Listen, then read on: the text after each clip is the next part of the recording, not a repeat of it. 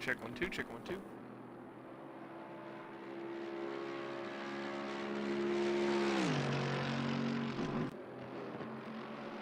All right. Well, here we are, the season finale of the TRC Brands Baddies Manufacturers Championship. It has been a good one from beginning to the end here. We have a 90-minute endurance race, and this is going to be our first multi-class event for this series. This series has run in both GT3 and GT4 cars, but we are about to finish it off here with a multi-class finale, GT3 and GT4. 10 GT3 cars with what is likely going to be around 10 or 11 GT4 cars. Could possibly be more if we get any more entries, but the last hurrah for this season, as we are about to get started. This is going to be my final stream of the year, and we are trying to hit 500 followers.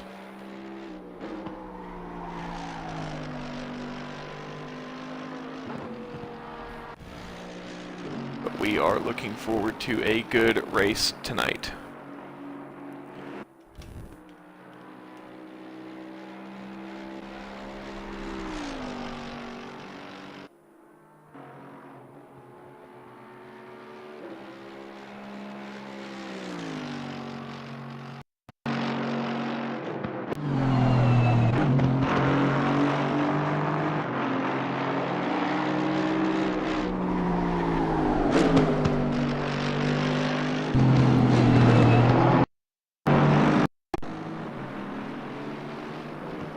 Alright, that's fixed, so let me know if it sounds any better now.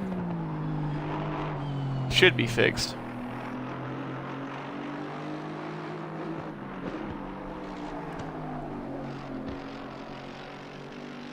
There is going to be a triple point podium, and I believe double points across the board. I was running a quick ad to get the pre-roll ads out of the way for anyone new. Try and get a bit more first-time engagement. But it is a double point across the board finale with triple points to the GT3 podium, which could help decide both the GT3 and GT4. I guess not so much podiums, it's not separate classes, but could help decide the team and drivers' championships tonight, as those results are pretty much teetering on an edge depending on the starting order, whether or not any of our top three finish on the podium. Douglas, the man of the hour, sneaking away with the victory last week at Laguna Seca and jumping up, albeit narrowly, into the lead of the championship. It's a must-win for Douglas tonight, and a must-win for any of our championship contenders to try and have an opportunity at taking the overall championship win and scoring as much points as possible for the team. Mercedes pretty much has the championship locked down for the team manufacturers championship, but in the drivers championship it is a much more different tale. I believe we have 6, possibly 7 or 8 potential championship winners tonight, and a battle in the manufacturers championship between Porsche and Aston Martin. Their results tonight will be very, very weighted in the championship standings tonight. The top 10 is split.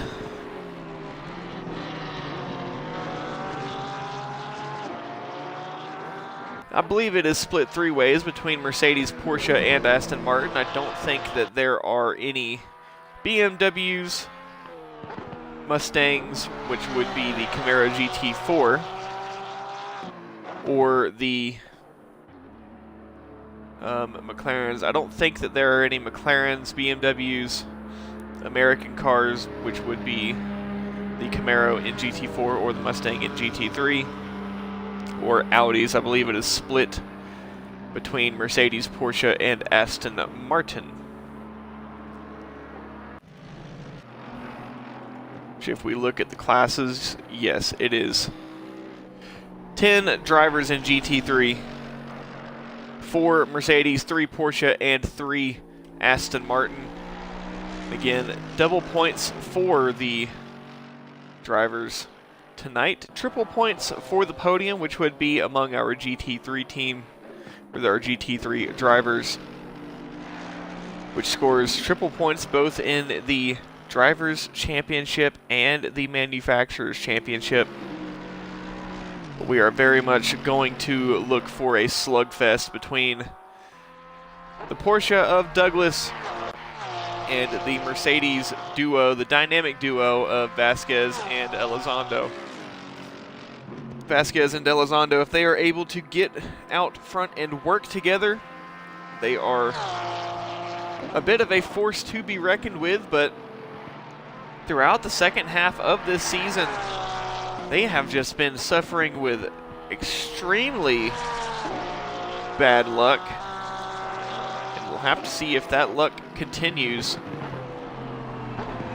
If the two Mercedes drivers are able to get on the front row, it usually is good fortune for them, but has not been recently. Very good with the teamwork, but now with less manufacturers in the top 10 in this GT3 class, the Porsche is going to have a bit more help, a bit more backup in that fight with the Mercedes.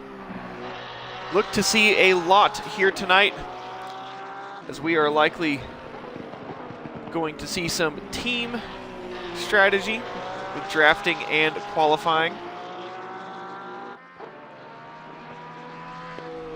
Remember, those GT4 drivers can also influence this championship, as they are also going to be scored with double points.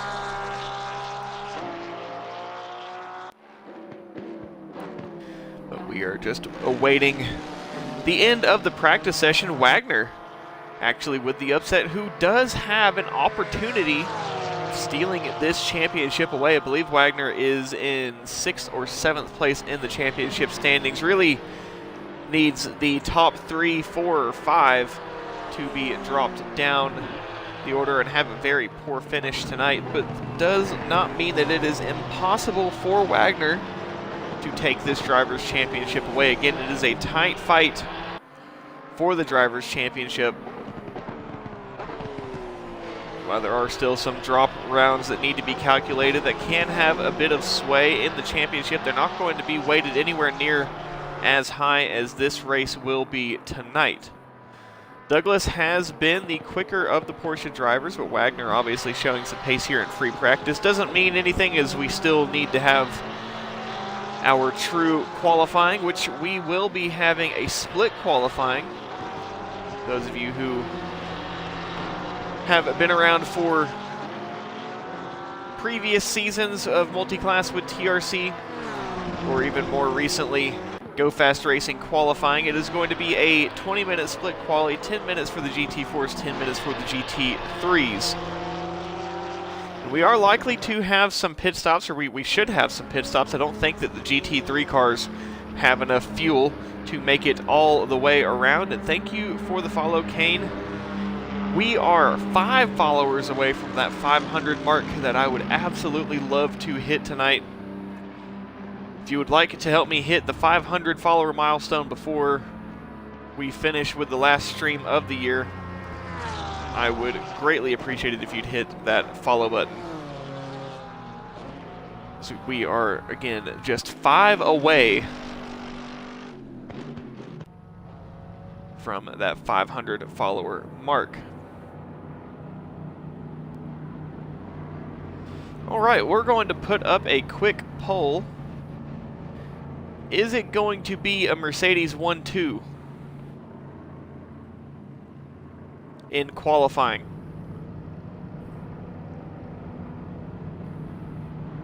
There is going to be a 15-minute window to get that in, but some of you have racked up quite a few channel points over the past few months as we come to the end of free practice here, as Douglas is going to bring it in for one final practice lap.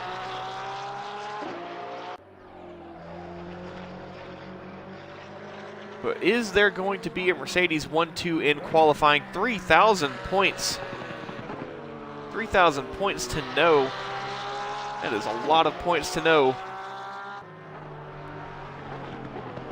The two Mercedes drivers are very, very quick, and they are very evenly matched with each other, so it is still very possible, but as of right now, 3,000 channel points going to know.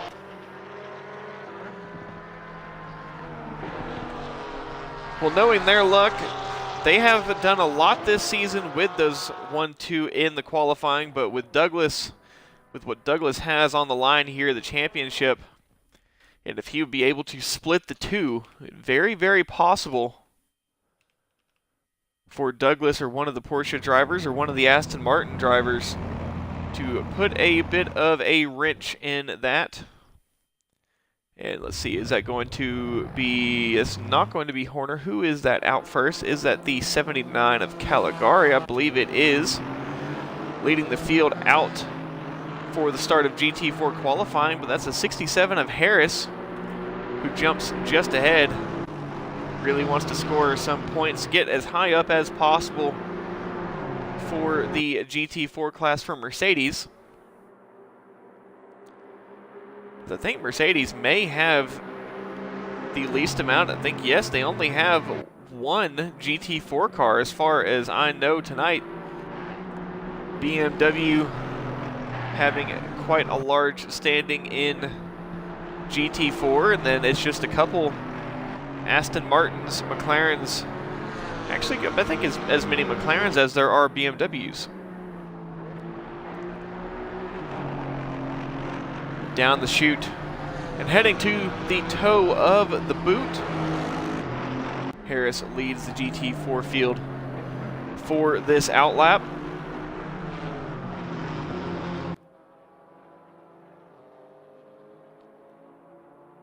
And it's not a very large GT4 field. It's going to be a bigger GT4 field than our GT3 field.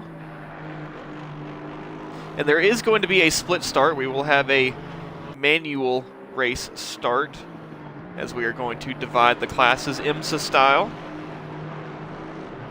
The classes should be divided amongst themselves, but we are going to have an extra formation lap, which the time on the clock will be allotted for, so we will have just over 90 minutes of runtime. But it is going to be a 90-minute endurance race. Harris will be the first across the line to officially start this GT4 qualifying, and the track is green. We haven't had very much optimum track qualifying. It's definitely going to be difficult for the GT4s. I think Harris will have invalidated that lap. Immediately behind is the Porsche of Jennings. Only a couple Porsche, the Porsche Cayman GT4 in, as there is quite a large amount of Porsche in the GT3 class. Majority of the team, I guess you could really say half the team in GT3. Again, 4 Mercedes in GT3, 3 Porsche, and 3 Aston Martin. The top 10 in the championship standings throughout the duration of this 6-week regular season. 3 rounds in GT4, 3 rounds in GT3. The 10 for that regular season advanced into GT3 for this final round for this multi-class endurance. So the GT4 field is going to be the best of the rest. And they will also have the opportunity of turning the tides for their team as best as possible. And I believe that the 415 just up ahead is not going to be on a lap further, but that is going to be Valorio, very, very quick driver in the BMW M4 GT4. But I believe it will be Jennings first across the line to bring a lap for this GT4 qualifying.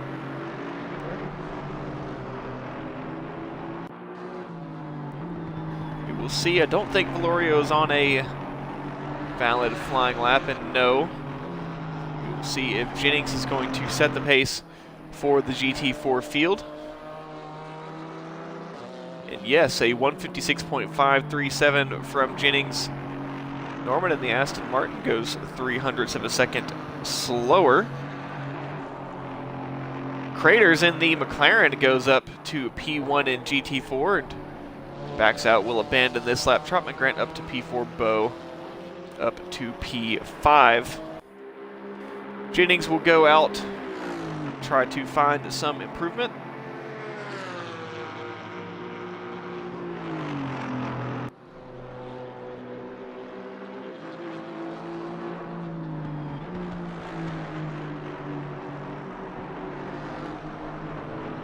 Drain goes up to P2, right around half a second slower than the McLaren of Craters.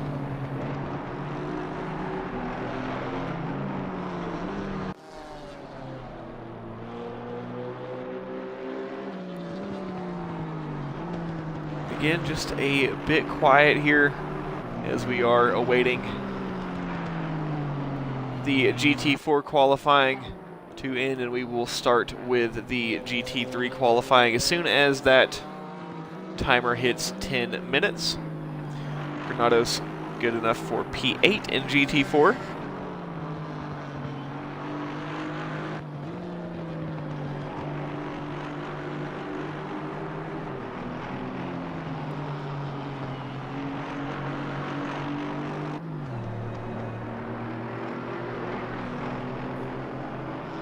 Sorry, I am trying to pull up the live timing so I can have everything right for this session. So there we go, I do have the live time. Remember, if you would like to wager some channel points for that prediction of whether or not we will have a Mercedes 1-2 in GT3, I've already got 3,000 points to no. See if anyone has any confidence in the Mercedes team, the Mercedes dynamic duo at the top of the field. They're currently second and third in the championship standings. I think possibly even the second and fourth. I think Mikey in the Aston Martin may have actually jumped up a bit. Norman goes second fastest in the Aston Martin. Jennings found a bit of improvement, I believe, but it was not enough.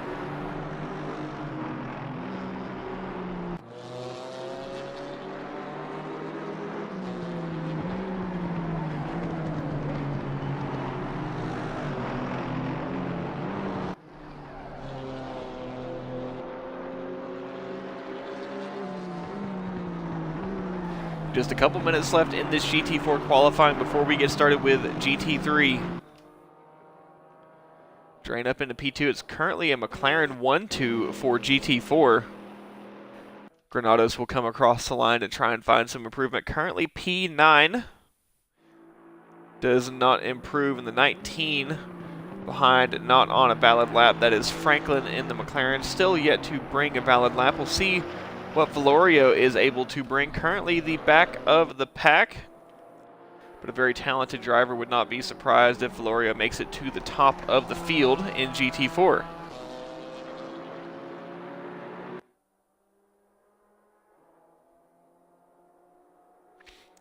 And good enough for P5 for the BMW of Valorio. Next across, the Mercedes of Harris does not find any improvement. Jennings does not improve. And the 12 of Norman also does not improve. 7 of Bow next across the line as they will start their final lap in qualifying.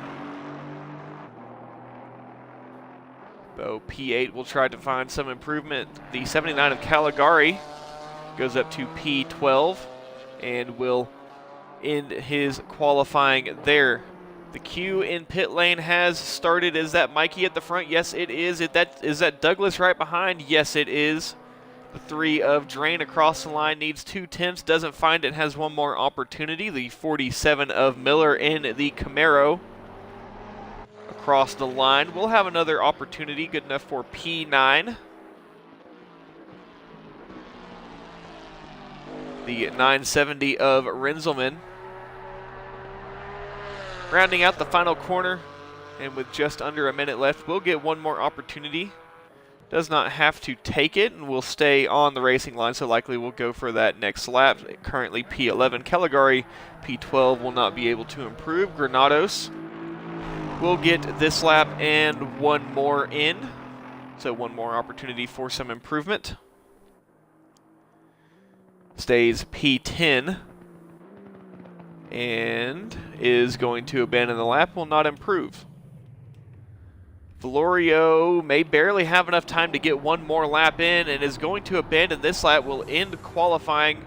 P5 will be the final position. We'll see if it will stay. Harris rounding out the final corner, invalidates, may have had enough time to go for another lap, but maybe not enough fuel. Jennings through the final corner and across the line. Is it going to be enough for an improvement? Needs about a quarter of a second to improve one position. Found some, but not enough. The 12 of Norman right behind did not improve. The 246 of Trotman Grant, the BMW. Which BMW has a big opportunity to score some points on their competition, but it is a practice pit stop for Trotman Grant, will not be improving. Our GT3 field has left the pit lane, and the slugfest is on. We'll see if Drain will find some improvement. Is still out, so is the 913 of Craters. Needs 2 tenths. Does Drain find it? Does not find an improvement. Does Craters find an improvement? Doesn't need it. Pole is secured, but is still going to go out and bring the lap to the line. And what will it be for Craters? No improvement. So Craters and a Drain, a McLaren 1-2 and GT4 with Norman P3, Jennings P4, Valorio P5, Trotman Grant P6, Harris P7, Bo P8, Miller P9, Granados P10, Renzelman P11, Caligari P12, and Franklin P13 in GT4. And that should be the entirety of our GT4 field. Now comes what you've all been waiting for, GT3 qualifying, the top 10 throughout the duration of this championship, putting it all on the line for one final endurance event here at Watkins Glen.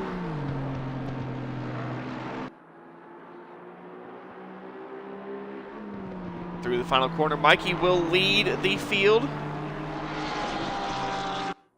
to get the first out lap done, and now we are on our first flying lap. It is Mikey, then Douglas, then Elizondo. I could run through the standings, but if any one of these three won, should be enough to get them the Drivers' Championship. If any of them are off the podium, they are immediately out should one of the other top 5 win. With the triple points tonight, it really does make things very interesting. Mikey going for everything that he has got. Douglas just about doing the same. Is there damage on the back of that Porsche? I wonder if maybe there was some contact, maybe a bump from behind. I don't think so. It may just be a bit of an illusion.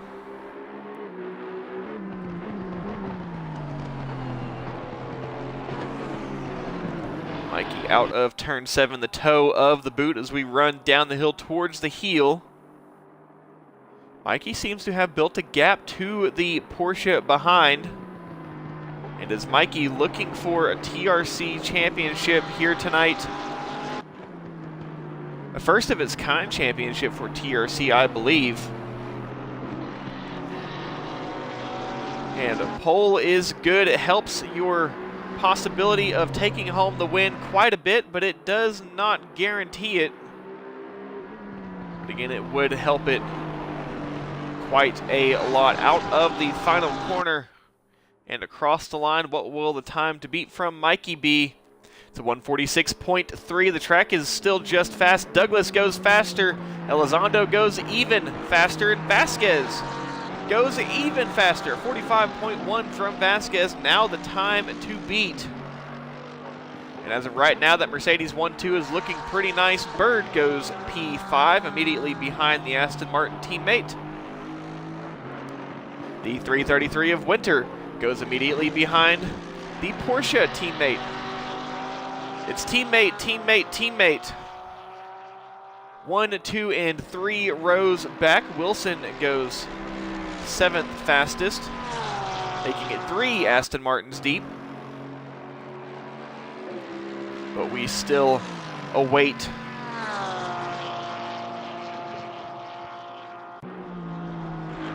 some time for these times to improve. But a 45.1 from Vasquez is the time to beat.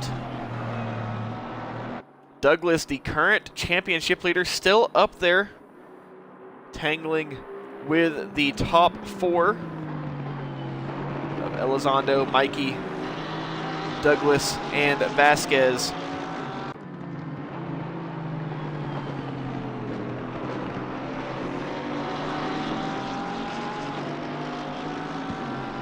And Haz, you're the only one who decided to vote for no, so we'll hope that somebody is able to disrupt the Mercedes 1-2. As I said, they have done it many times this season. It would not be surprising for them to do it again. Mikey finds some improvement, not enough. Douglas still looking for some improvement. I don't think anyone improved on that lap. There is still some time for the track to develop. Wagner goes up to P2, slots himself right in between the 2 Mercedes drivers.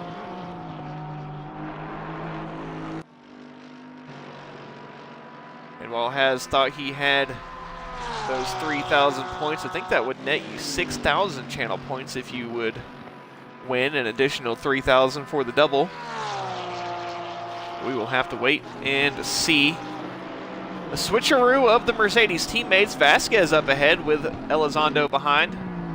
We did do a poll. It was a poll on whether or not we would see a Mercedes 1-2, and the only person to vote for that was Haz.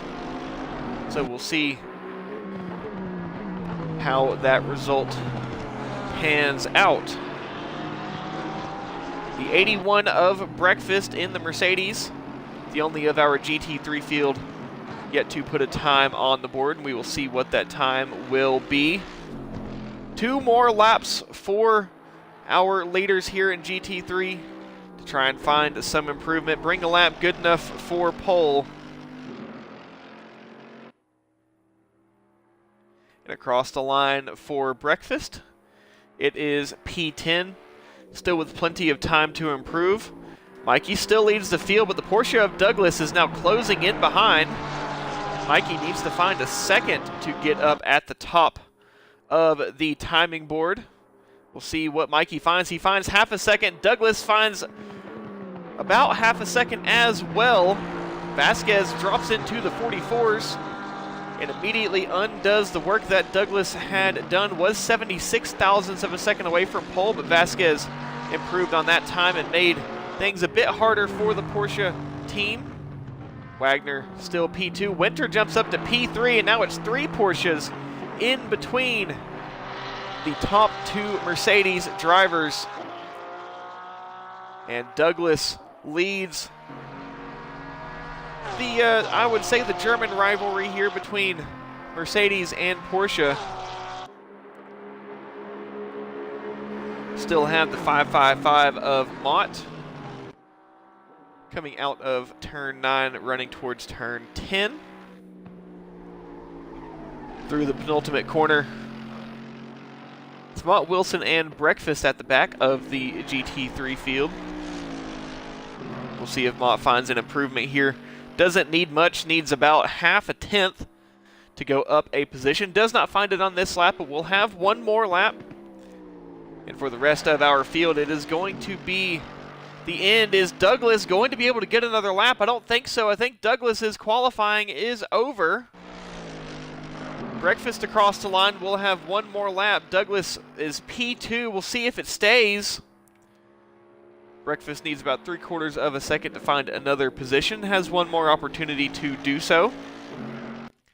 Mikey currently P6. Second to last lap will come across the line with enough time for one more.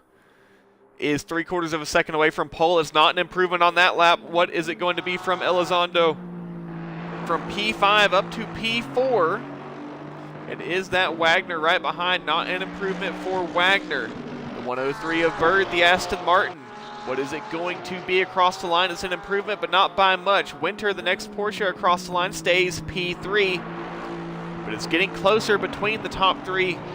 Douglas needs a bit of a lifeline. I don't think Winter is within a shout of the championship standings, and if Douglas or Wagner can get a Porsche teammate up there at the front, that may be able to help either of those two drivers get closer to a shout of that championship win. Maybe moving out of the way when the time comes. Again, we will just have to wait and see. Vasquez still on pole.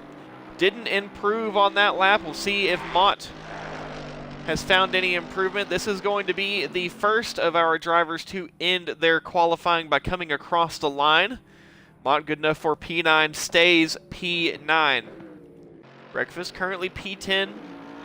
Needs about a second to go up a spot. A big slide through the penultimate corner, maybe carrying some speed in that slide.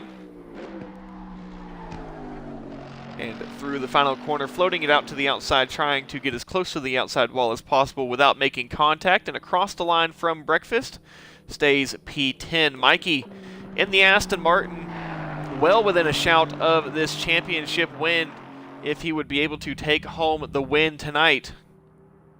Across the line is good enough for P4, knocks Elizondo down a position. Bird P7. And I don't think it's going to be any improvement from the Mercedes drivers, and it's not going to be a 1-2 for Mercedes. Bird across the line, currently P7, stays P7. Winter next across the line, stays P3.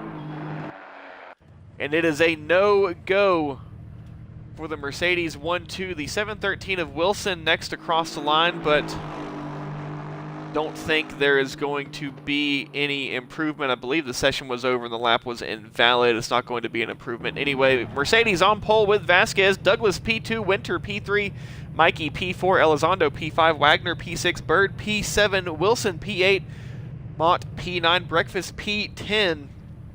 And it is a no-go for the Mercedes 1-2.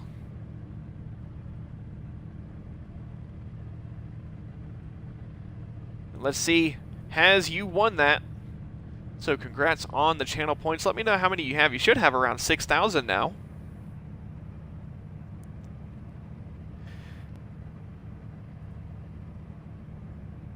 And let's do another.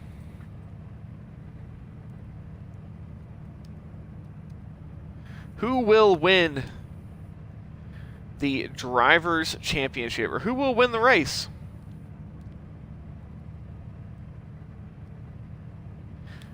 Let's add a few options. Elizondo, of course, a very likely outcome. Vasquez, yet another. And while I get this going, we are going to take a quick break, and we will be back in just a moment.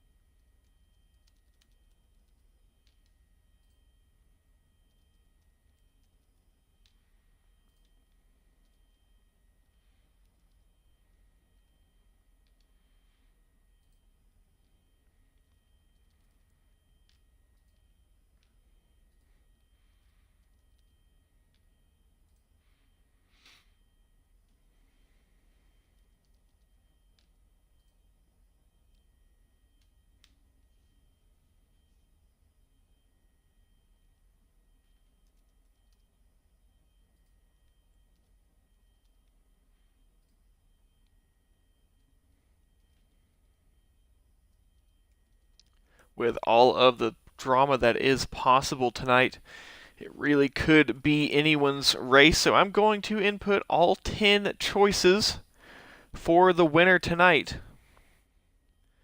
It's Elizondo, Vasquez, Douglas, Wagner, Winter, Mikey, Bird. That should be everyone. It's going to be a long submission period. So you will have 30 minutes to get your picks in if you would like to bet those channel points. I think since Has didn't have anyone entered in, he didn't win any. But you got 30 minutes to get your predictions in, and we are just going to the end of this formation lap, the end of this little break. The Porsche race pace has been very good. They have done a very good job of chasing down the rest of the field, especially during the race. The Mercedes, they start to fall off a little bit and don't seem to be the absolute best when it comes to early race pace. They can really come into their own, but also later on in the race, that's when the mistakes start to come.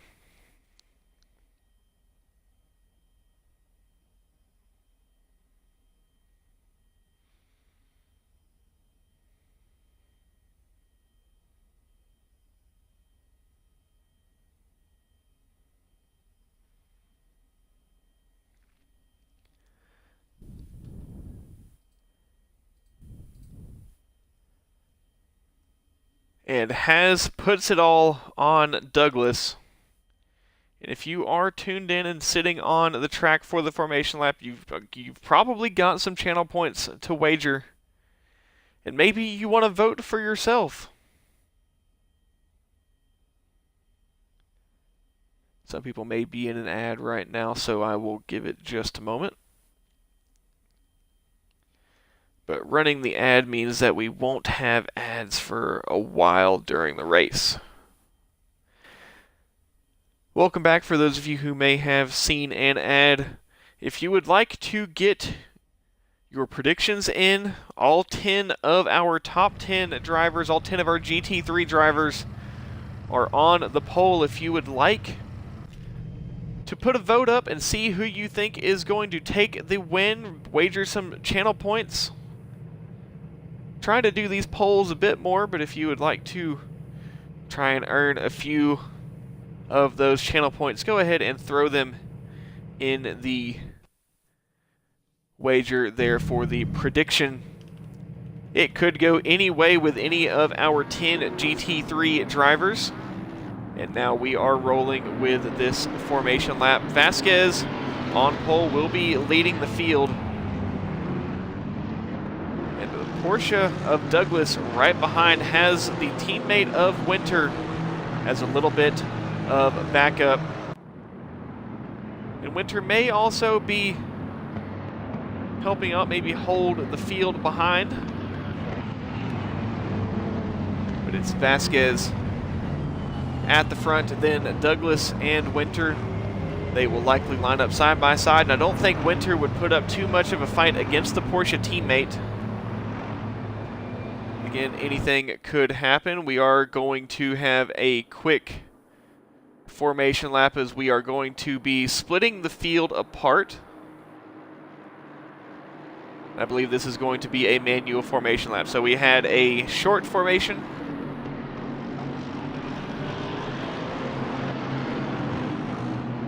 And this is going to be a manual formation lap here. So we are not green flag yet, but we will be green flag.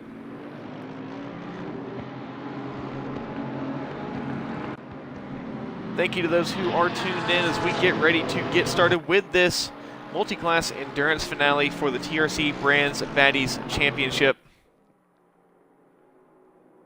We are just setting up the class split here.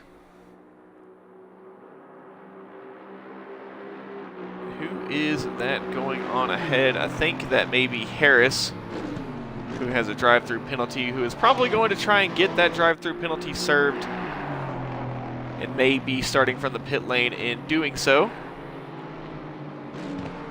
But that was probably a call from race control to go ahead and get that out of the way. it will be Vasquez who, with this manual formation lap, may be able to choose his line, whether or not he wants the inside or the outside. I would think that Vasquez would take the inside for turn 1. And with the 2 teammates behind, Vasquez, who has not had the best of luck, punching backwards, punching behind, and trying to hold on and fend his own.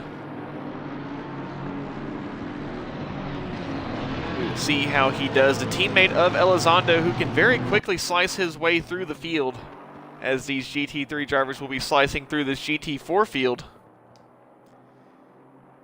Thank you, Chlab, for the follow there. Now only 4 followers away from that 500 follower mark that I am really hoping that we can hit in this final stream of the year.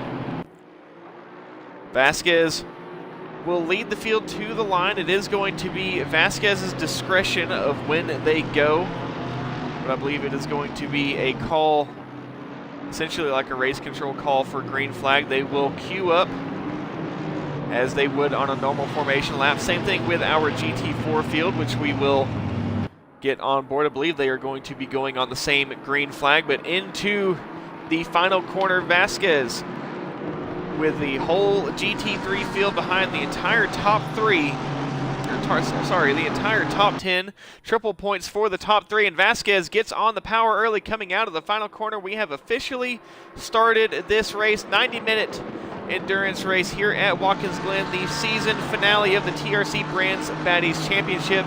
It's Vasquez in the Mercedes all by himself at the front with the 2 Porsches immediately behind.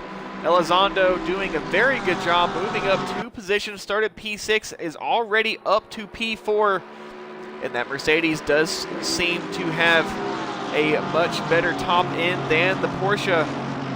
But Vasquez with the Porsche of Douglas immediately behind, and Vasquez with a bit of a slide through the bus stop with less GT3 traffic than the GT4 traffic. Our GT4 start is about to get rolling. Don't want to miss anything here with the GT3 field, though. It's a clean start for the GT3s, and to the line go the GT4s. Craters leads that GT4 field with the teammate of Drain right beside. It does seem to be a nice clean start for the GT4 field.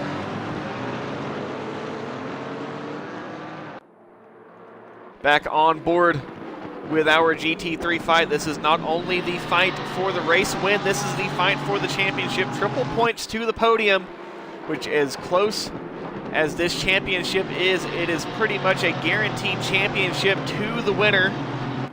Should any of those drivers in the top 5 of the championship standings win this race, it would give them enough ground to clear the other drivers. But it makes it a must-win for this championship today. Vasquez leads the first lap with the 2 Porsches immediately behind. And Elizondo is definitely applying pressure to those 2 Porsches up ahead. If Mercedes are bred, this is a ham sandwich for sure. 2 porks in between the 2 big burly Mercedes. We'll have to see how the stint evolves for the Porsche team. Douglas getting a very, very good run through the bus stop, a much better run than Vasquez. And Douglas definitely applying pressure to the Mercedes driver, feigning the move down into the chute, forced Douglas to go defensive, forced Vasquez to go defensive. Is Douglas going to be able to find a way around? And Winter behind will be doing some damage control. Will be trying to hold back the Mercedes of Elizondo as best as possible. As quick as Elizondo is, it is not going to be a very easy task whatsoever. But this top 2 at the front of the field is a fight for the championship as of right now. If the field was frozen as it stands now, Vasquez would take home the championship win. We have had an incident in GT4. Valorio off. I think it may have been friendly fire between the 2 BMWs. Bo and Valorio both off the track at turn number 1. Douglas going a bit wide outside of the track limits, and I can guarantee you a penalty is the one thing that you do not want in this race. A penalty pretty much knocks you out of the race, guaranteed.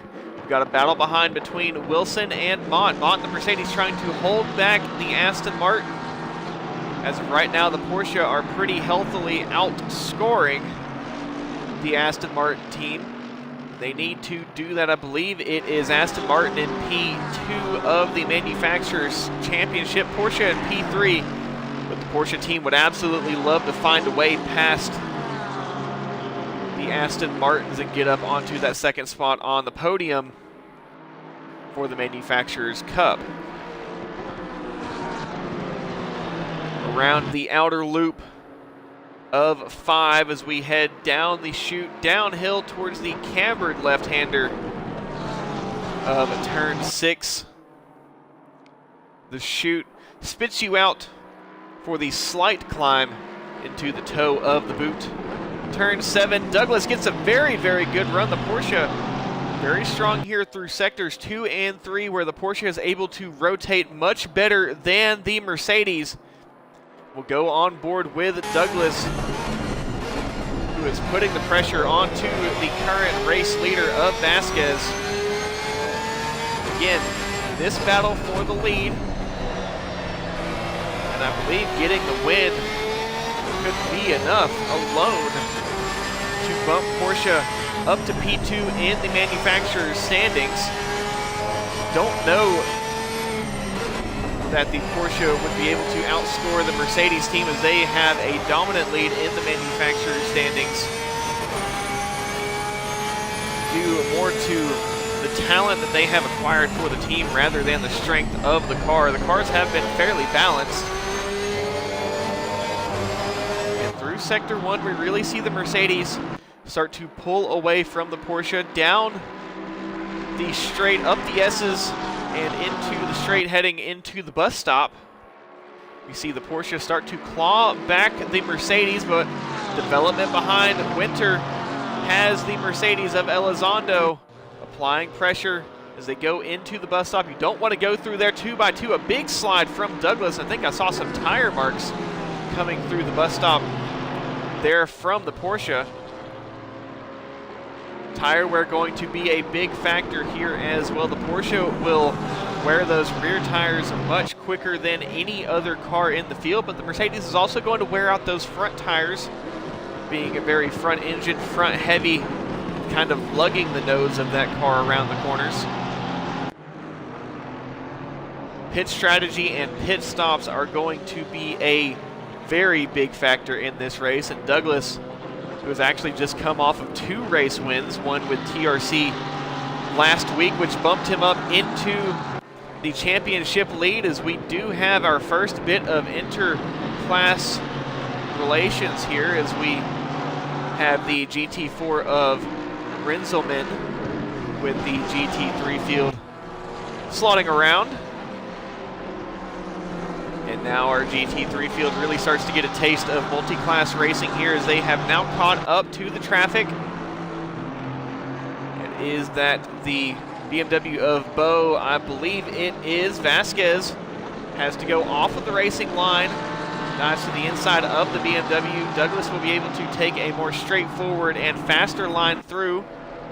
There is a bit of chess to be played with the multi-class traffic here. They are a bit spread out, which does make things easier for the GT3 field. And a wellness check on the GT4 field. The top 3 have broken free. Craters, Drain, and Norman, all 3 fighting for position. As our GT3 field, as Vasquez gets caught out, Douglas moves up into the top spot. Winter wants to follow suit.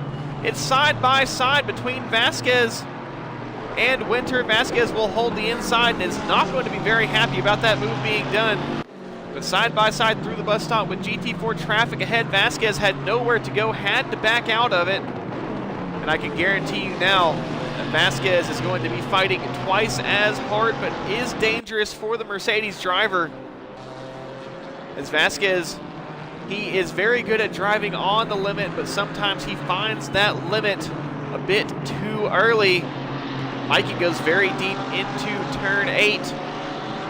And now Douglas has more traffic to contend with. The traffic definitely causing a disruption there. And that was a McLaren that caused that change of the lead between Vasquez and Douglas. So no affiliation with either party there. It's not like that was a team order sort of thing. And blocking like that is not going to be allowed in this race tonight. But that traffic now, the double-edged sword of traffic has fought back against Douglas, had to take a very slow line out of the final corner, and Vasquez now is going to be putting a fight on the lead. Douglas defends it, but with side-by-side GT4 traffic up ahead is going to get a lot trickier for Douglas. That Mercedes is quicker. That's 3 wide between the traffic. Vasquez nearly loses it. Vasquez does lose it. Contact. Winter into the wall. Mikey into the wall. Mikey and Vasquez both around the field. Tries to negotiate around them. That is very, very big in the championship field. That does now leave Douglas and Elizondo to fight amongst each other. We've seen this fight before. This traffic is definitely throwing very big wrenches into the field. Elizondo now forced to take the slower line around the outside of Miller. Mikey into the pit lane. He is going to be losing laps, and I think that is going to be Mikey's championship hopes dashed right there on the 6th lap of this race, or 7th lap of this race. Winter lost out a bit as well, but didn't lose out too much. But now, more crucially, the now championship leader and race leader of Douglas is all on his own at the front of the field with the Mercedes of Elizondo pressing right behind. And Elizondo is likely the most feared driver in this league, in this series tonight. Has been Elizondo a multi-time championship winner here with TRC, and Douglas trying to find his first. Now has the difficult task of trying to fend off a highly skilled Mercedes with Elizondo at the helm. And a bit eager through a bit eager on the throttle through turn number 1. A slide of the rear from Douglas is going to affect the exit of turn 1. That is the McLaren of Drain, pulls to the inside, but with that Mercedes in the slipstream, again, it is going to be very hard to try and defend against it. Douglas has to run as best as he can through sectors 2 and 3, the tight technical sectors, and open that gap as much as possible. They have now caught up to the GT4 leader of Craters, who is pretty far ahead of the McLaren teammate of Drain. Now a nose-to-tail battle between the top 2. And again, for the championship, if either of these drivers were in the lead and the race ended, it would be the championship for them. Again, a must-win, but also at the same time for Porsche in the top 4, two Porsche on the podium, getting those triple points, which should surely be enough to bump the Porsche up into P2 in the manufacturer standings, possibly even P3, but it would be a bit of a stretch with Elizondo up there in the podium as well. Douglas going a bit outside of the track limits once again. Do not want to get a stop-and-go penalty or a drive-through penalty for track limits. I believe it would be a drive-through penalty. Not the longest pit lane, so not the end of the world. Still a penalty very likely to pull you out of contention for this championship. But now all on their own, open track up ahead. Douglas has 2 Porsche teammates behind who are desperately going to try and catch up to their leading teammate of Douglas, Winter and Wagner. They need to be working together as best as possible, trying to cooperate with the slipstream. Douglas gets a good run through the bus stop. I think Elizondo gets a slightly worse run through the bus stop. The gap opens just a touch as they go down into the chute. It is once again anyone's game. And no one has voted any channel points on Elizondo, which I need to edit that a little bit. I actually made that Elizonda. It'll be okay, you know exactly who that is, but no votes on Elizondo, and Vasquez was involved in that incident, is down to P9, has damage. I don't think that damage is too bad, but is at the back of the field behind the Mercedes teammate of Breakfast. Douglas, this is where he likes to be. Out front, is able to consistently run out front.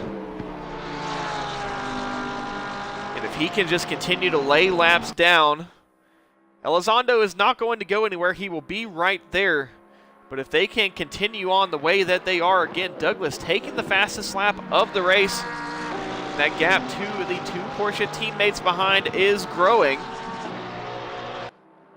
But if Douglas can just continue to run this pace, which running upper echelon pace, let me actually take a look at the timing, the live timing, and see what that lap time is. But if Douglas can continue to run consistent fast laps and hold Elizondo back, again, we see that gap start to grow through sectors 2 and 3. What has happened here? Bird around at the start-finish line. I think there may have been contact with the number 3 McLaren of Drain. I see yellow flags there. Unsure of what miscommunication there was. But Bird and the Aston Martin around, and now 2 big blows to the Aston Martin team, as both of those Aston Martin drivers are going to be relegated to the back of the GT3 field.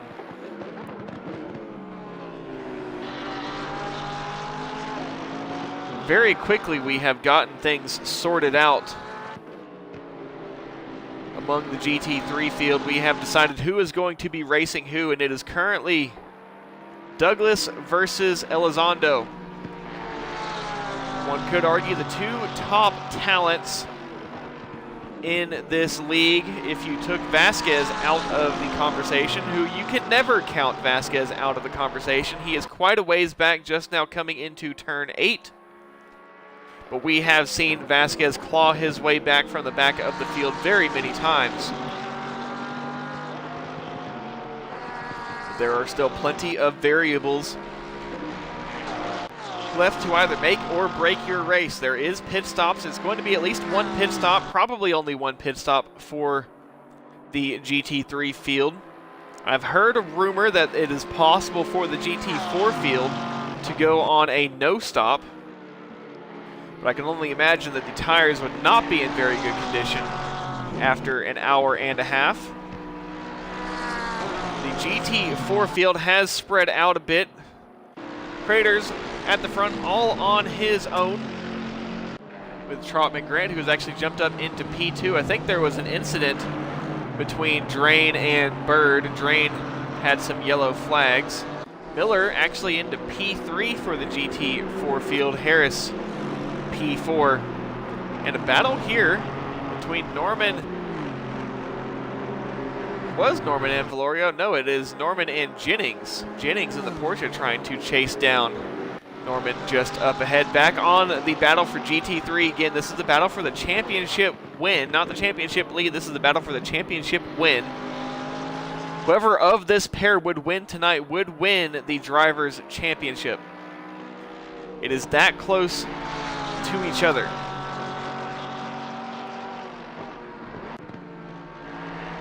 With the triple points, should be enough. I don't know if Douglas would have just barely enough of a lead. I don't think so. I think it's a must-win. I don't think that Douglas would have enough to hold on to it should Elizondo finish in P2. I haven't done any calculations, and I think someone may have. We've got 5 minutes left in that prediction. If you would like to predict the winner of this race for the GT4 field, the entire 10-car field is up there on the predictions. Vote for the car that you think is going to win. That submission ends in 5 minutes, and the winner will be decided obviously at the end of the race. Gap is holding between these two. Wagner has actually moved up and taken the fastest lap of the race and is also starting to close in on these leading two.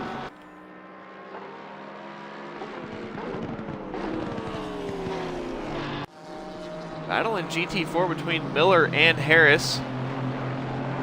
Miller goes wide as Harris going to be able to slot up the inside as by the time they come out of turn one is going to be close. They're side by side. Harris forcing Miller off into the marbles. Miller gets a lot of that inside curve that will slightly disrupt the car, and Norman in the Aston Martin is just going to be able to cruise right on up and possibly right on by. I think Norman is going to send it into the bus stop. Wants to go side by side. It's not really going to work, but is right behind the Camaro of Miller now, and Norman has actually broken free of the Porsche of Jennings. Battle for the lead continues. Again, we are 4 followers away from 500 followers. If you would like to help me hit that milestone mark tonight, please hit that follow button.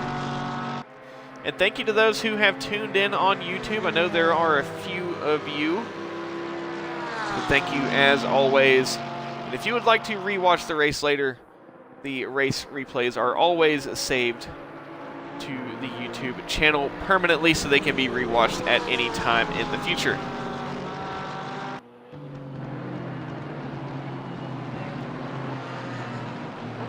Traffic once again becoming an issue, and no, Douglas, forced to go around, is off into the grass, nearly goes into the wall. I don't know who that miscommunication was with. It was one of the Porsche GT4 drivers, and I believe it may have been Rinselman. But Douglas had to abandon the track off and into the grass, and now has a large gap to Elizondo, almost 3 seconds to try and close. And that could be Douglas's championship hopes gone right there in one move. Just nowhere to go, and I think he expected Elizondo to dive up the inside, which he absolutely could have done. Elizondo ended up not having to do anything, actually, and then ended up essentially just being handed the race lead. Now Douglas is in the position of having to try and chase down Elizondo, which can very much lead to pushing a bit too hard and overstepping the limit. But it doesn't mean that Elizondo is out of the woods either.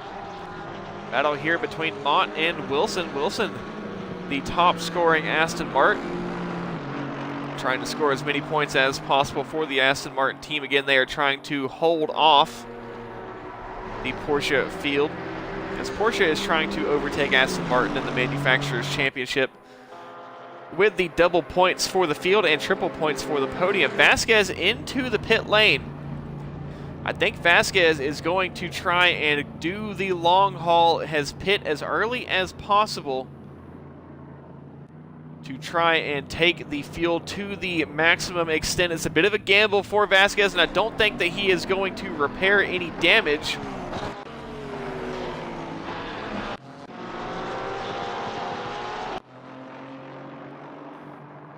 Elizondo.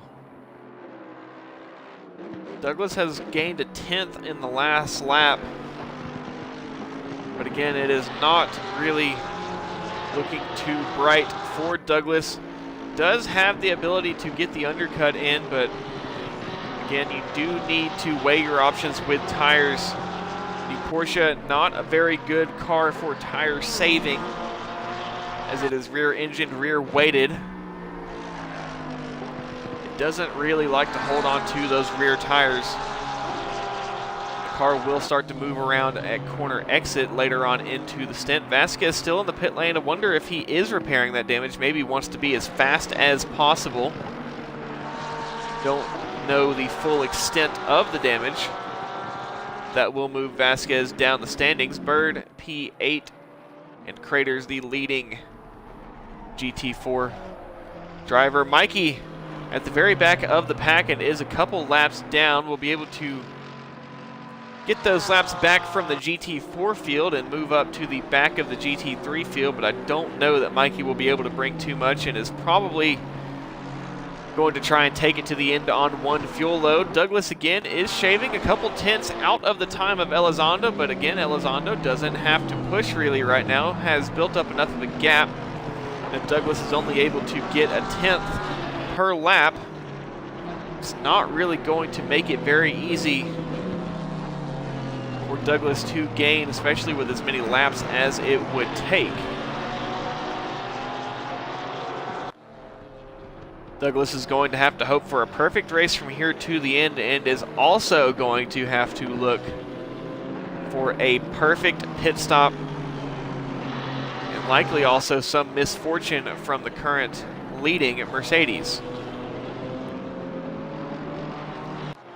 Mott and Wilson continue their battle. Wilson giving chase to Mott, and GT4 traffic also involved. That is the number 19 McLaren of Franklin. And into turn 9. Wilson will try to get a better run. I think he is going to get a better run. Mott, a big slide coming out of turn 9 as they come into 10. Is Wilson going to be able to get the run? Goes just outside of the track limits. Again, don't want to get a penalty. Wilson is currently the top scoring Aston Martin. Should Wilson really lose out in position, it would make things a lot harder for the Aston Martin team in trying to fend off the Porsche effort, who currently has 2 drivers on the podium, which again should be enough points to clear the Aston Martin team, move up into that second spot on the podium for the manufacturer's standings.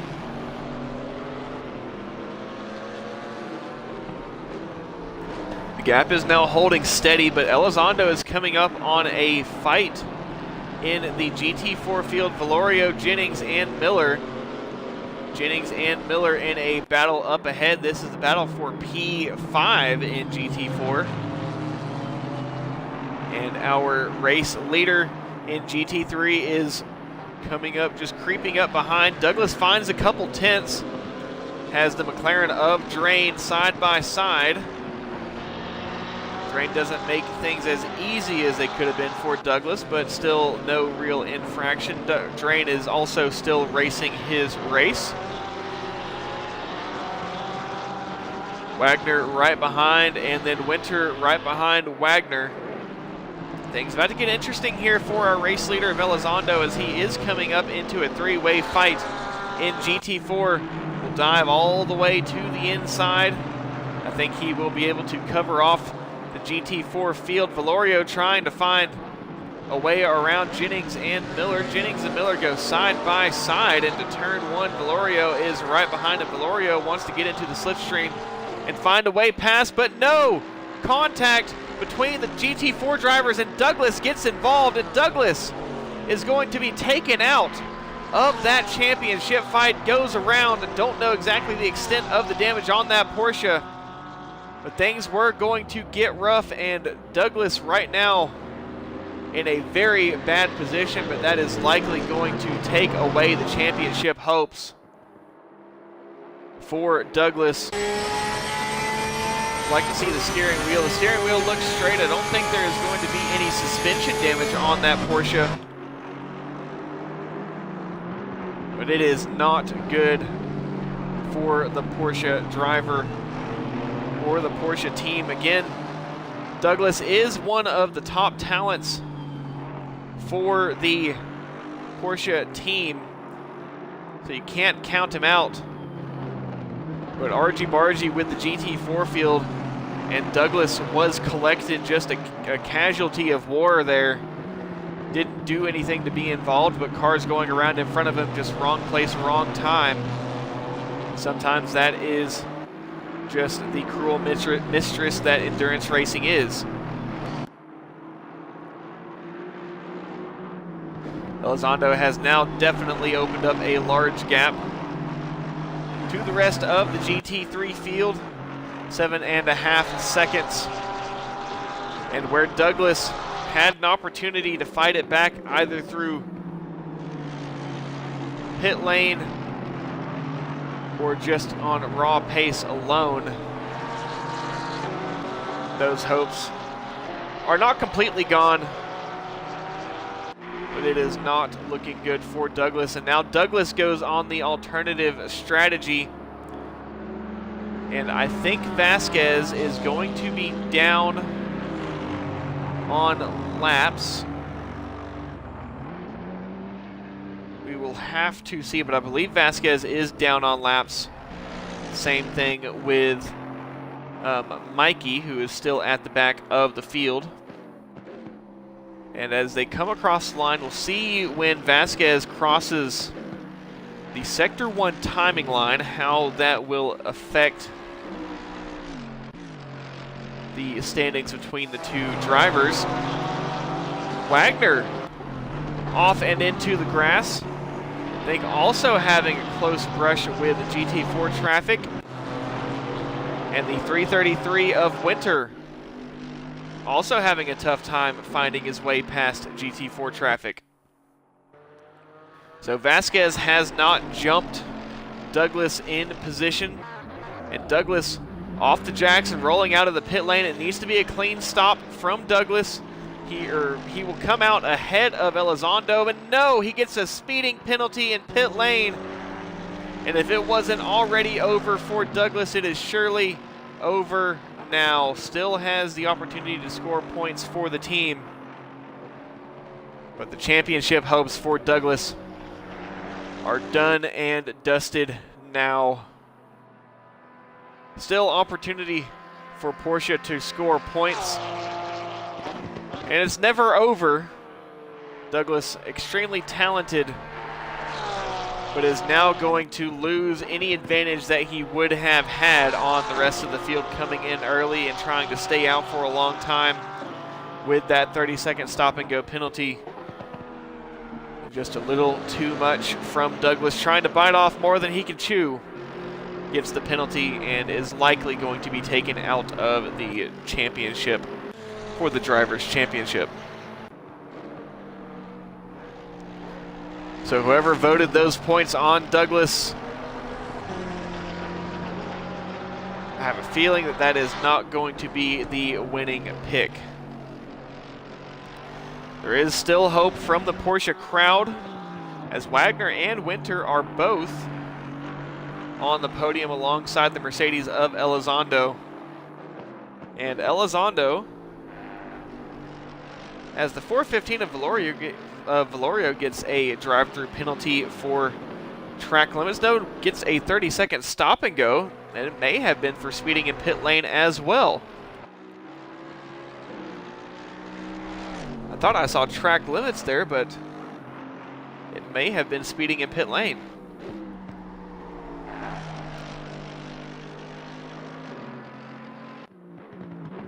Elizondo continuing on now, all on his own, but the Porsche of Wagner still has Elizondo in sight. Douglas comes in to serve the 30-second stop-and-go penalty, and it is going to be a very long and painful time in the pit lane. It's only going to be about a minute, but it is not going to be a very fun minute whatsoever, and is probably very, very frustrated, but still an amazing run from Douglas. And as always, it is never over. There is always the opportunity for improvement. Winter finds a way past Bird, as Bird is actually going to be down a lap or so. Winter has damage on that Porsche, actually a good bit of damage. Douglas clears the 30-second stop-and-go penalty, as Winter trying to get past the GT4 leader of Craters.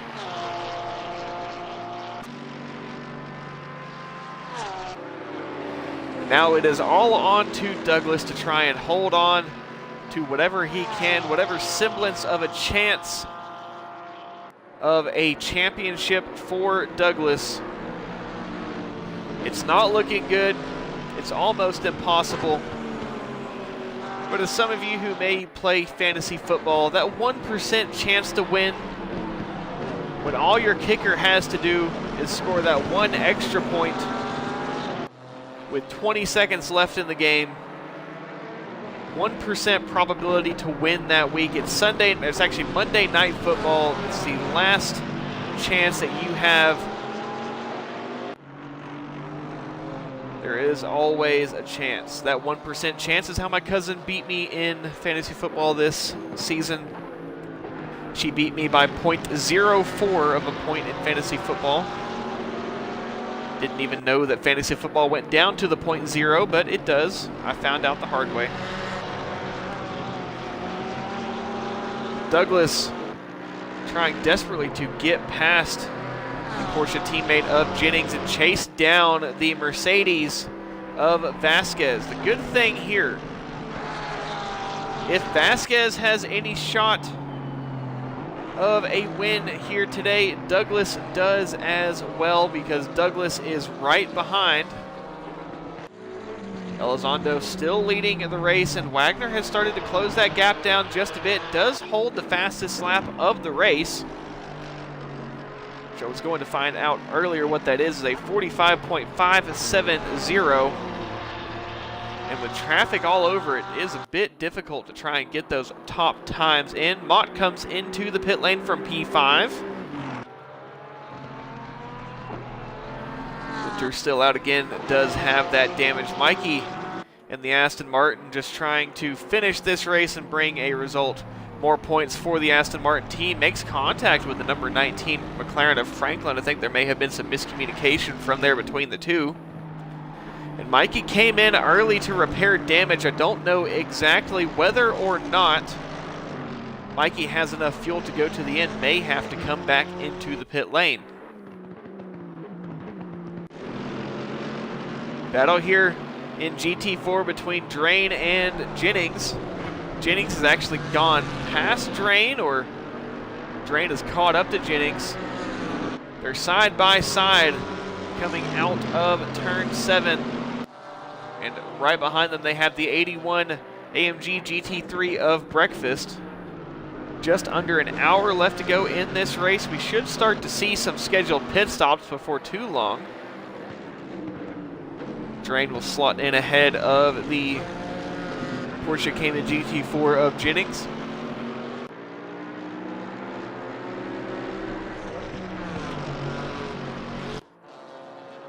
Jennings had to go bit onto the grass at the inside apex, and it does allow the Mercedes of Breakfast to go by.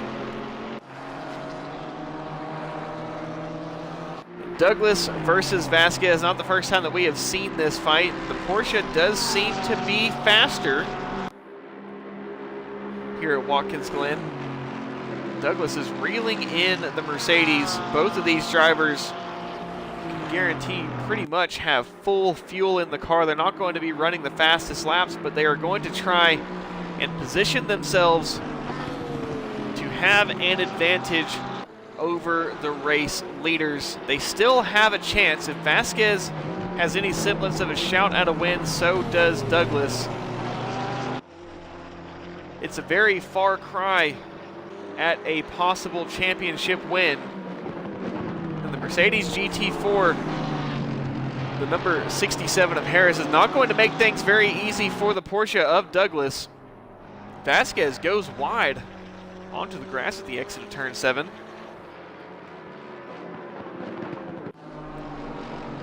Jennings in the Porsche now has Miller, who is starting to reel him in. And Wagner in no man's land, as Elizondo is actually about to lap the number 16 Aston Martin of Mikey, or at least put another lap onto him. That lap will be given back whenever Elizondo inevitably comes into the pit lane. But again, Elizondo just kind of cruising away with the lead, at least at this point in the race.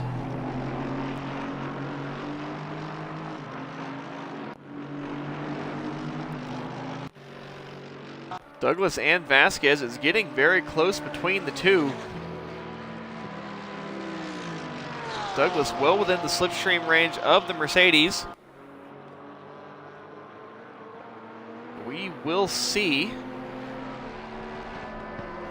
if Douglas is able to reel Vasquez in, but I can assume at the same time, as some flashing lights from the Mercedes of Vasquez, Douglas will also jump to the inside. Craters, the leading GT4 in that McLaren, has a large enough lead. Doesn't really need to worry about trying to hold on to the track position or push for the fastest lap. Has about a 10-second lead to the P2 Mercedes-AMG GT4 of Harris. But what I was saying is Douglas in the Porsche probably just wants Vasquez to continue pushing as hard as he can. If they're running similar lap times, Douglas just wants to stay behind Vasquez. For one, he'd be able to fuel save a little bit, not having to be in as high of a gear for as long, may be able to buy himself a bit of a cushion should he be close on fuel to not making it. But if Douglas is faster than Vasquez, Douglas is going to hope this overtake happens as clean as possible. Cannot really afford to lose too much time behind the Mercedes.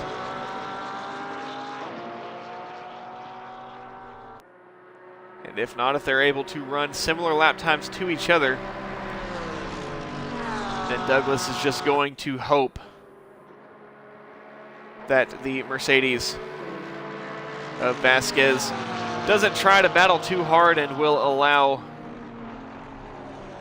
Douglas to just follow behind as the two of them are trying to regain not only the field, but regain a hold of the championship. Both of these drivers at one point were leading this race, now down in P7 and P8 and a lap down, as they have come in and completed a pit stop. We are around the 50-minute mark, getting close to the halfway point, and Elizondo comes into the pit lane. Needs to be a good stop from Elizondo, has enough of a gap to really make sure that it's a perfect stop. Wagner will cross the line, will lead this lap of the race with Elizondo in the pit lane. Elizondo will come out with fresher tires and less fuel than the 777 and number 32 of Douglas and Vasquez. These two, the other two, in contention for the championship lead, or the championship win, that is. Douglas, I think, getting stuck behind the 19 of Franklin, and that gap has now grown quite a bit. They will get a lap back from the race leader of, or was the race leader of Elizondo. As Elizondo is looking to come off the jack, should be off the jack shortly, putting tires and fuel in the car, and is now off the jacks and rolling at the end of the pit lane. And a very clean stop from Elizondo again. Has enough of a gap that he can make sure the stop is clean, no mistakes, and should be able to hold on to the lead. Has come in early. Wagner, we will wait and see when and where Wagner comes in.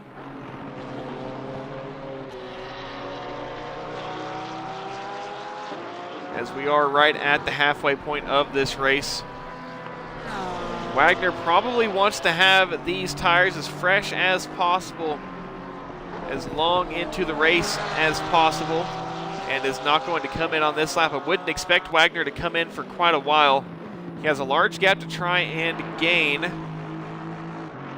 and may hope that Elizondo has to deal with a bit of traffic. As of right now, doesn't have to deal with any traffic, and is just a corner behind the other two drivers who were in contention for that championship. Mikey was in contention as well, but being involved in the early race incident with Vasquez, as Douglas once again goes outside of the track limits again, can't afford another penalty on top of the one penalty, the 30-second stop and go that he has already received. for speeding in pit lane. Can't afford another. Into turn 1 and up through the S's. So we are officially halfway through this race. Craters in the McLaren in the lead, in a very commanding lead in GT4. Again, has about 10 seconds of a lead over the 67 of Harris. I think that gap has actually shrunk down by 1.5 seconds. Yes, it has 8.5 seconds to gap now.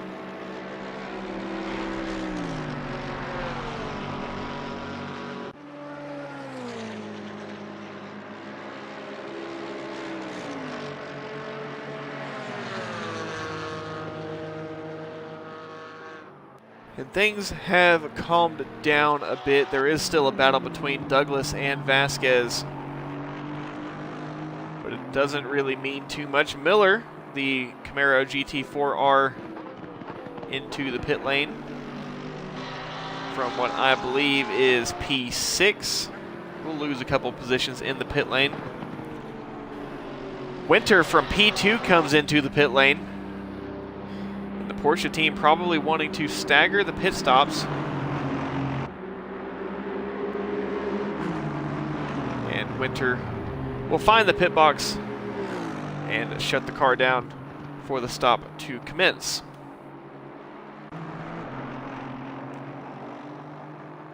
Wilson gets promoted up to P2 in the process. And so far, Wilson looking to bring a good result for the Aston Martin team.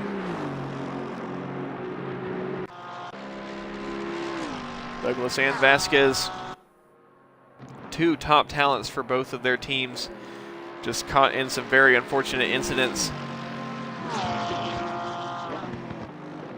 Mikey and Vasquez ended up coming together, and Douglas just got collected in a GT4 incident. Craters, the GT4 leader, coming into the pit lane. And Harris for Mercedes and GT4 will also come into the pit lane. Norman will stay out and will assume the lead of the race. The 81 of Breakfast now up to P5. Or sorry, P4. With these pit stops, as Wagner, the race leader, comes into the pit lane. Needs to be a perfect stop from Wagner, but there was a large gap between himself and Elizondo. I think Wagner will have one of the last pit boxes. Elizondo has just come out of turn 8. He's going up the hill towards turn... Sorry, he has just come out of turn 7, up the hill towards turn 8. Wagner is in the box. Will likely be taking tires and fuel and may have just a quick enough pit stop and enough lap time saved as Douglas takes the fastest lap of the race back. We will continue to watch on board with Wagner, as I don't think he's going to have enough to cover off. Wagner is now rolling. Elizondo just screams by. Through turn 1, Wagner, and no, Wagner, the Porsche woes continue. A 30-second stop-and-go penalty for speeding in pit lane. Again, trying to cover off, a bit too eager into the pit lane, and now it is all falling apart for Porsche. Wagner will have to come back into pit lane, and that may put quite a few Mercedes up on top and completely disrupt what should have been a Porsche P2 in the manufacturer standings, and it may stand as an Aston Martin P2. Again, all results are unofficial until the points are tallied at the end. There will be an official announcement of the championship winners and the standings post-race. The GT4 leader, the assumed GT4 leader of Norman, comes into the pit lane. Craters will likely take that lead back whenever the field comes in, but a battle brewing here between Douglas and Vasquez as more woes for the Porsche team. Wagner, with that 30-second stop-and-go penalty, will come all the way back around the track, back into the pit lane to serve that penalty. And it seems to be that there's not going to be anyone to be able to hold Elizondo back from taking this championship win. He was the favorite at the beginning of the season. We'll see if he continues to be the favorite at the end, but surprisingly in the predictions, nobody voted for Elizondo because he wasn't on pole.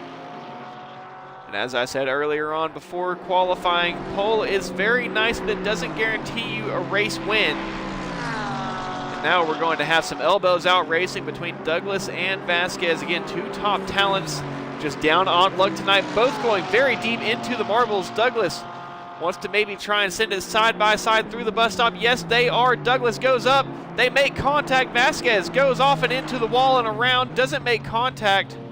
And Douglas will give the position back. But again, that is just going to throw that championship hope away once again. Losing a lot of time and giving that position back, and the contact just a bit too brave from Douglas.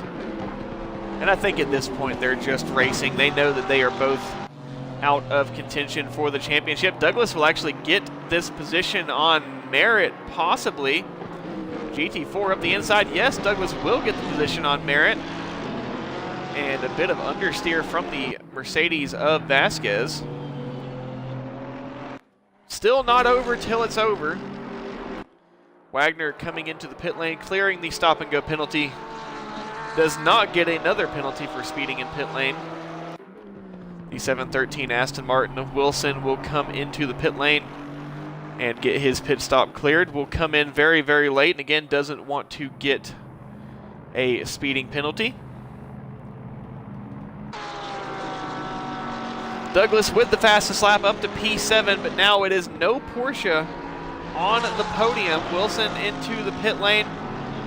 Elizondo is right behind these two, and where they may have had a semblance of covering him off. Unless something happens to Elizondo, and I am not willing it to happen, it is Elizondo's race to lose. And Breakfast actually in P2, but he will likely come into the pit lane here. No, Breakfast is going to stay out.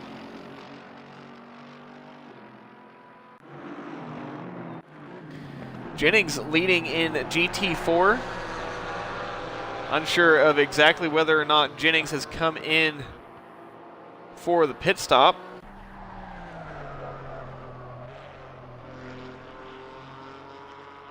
The 103 of Bird off at the outer loop, into the wall and into the pit lane. Not good for the Aston Martin team. Again, they need to cover off any advances from the Porsche team, and as of right now, there are no Porsche drivers on the podium, but there is still the possibility of a Porsche driver on the podium.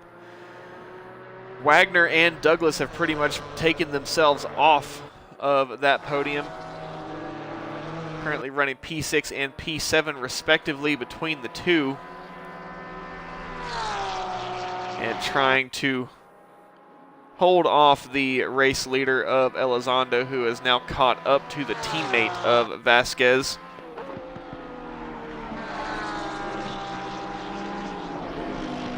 And if it is a Mercedes championship win, there is going to be a bit of a photo shoot in the bus stop. 19 of Franklin clears a 30-second stop and go penalty for speeding in pit lane.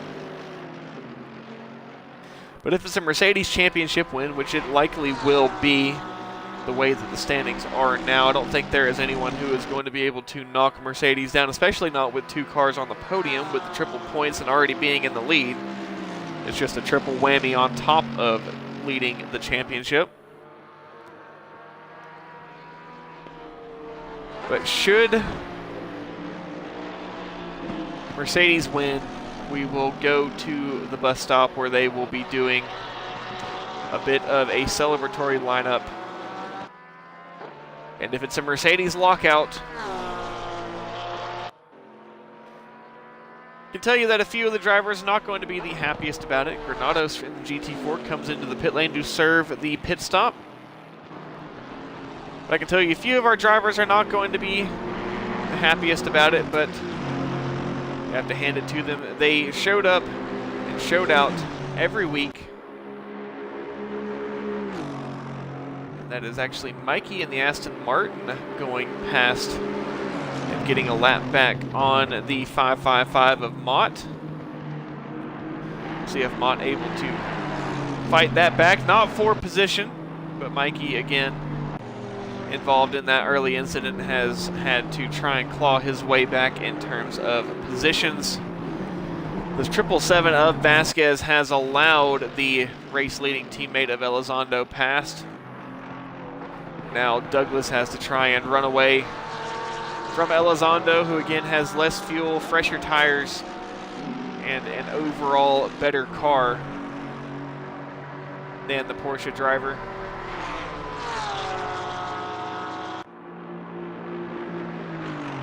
Again, if you are not following, we are 4 followers away from 500.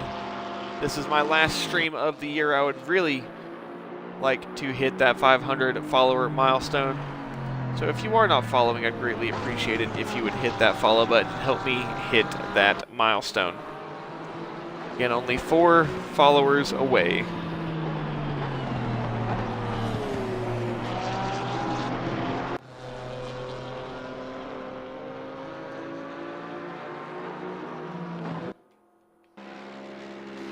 Breakfast still yet to come into the pit lane has Winter in the Porsche, who I believe has come into the pit lane.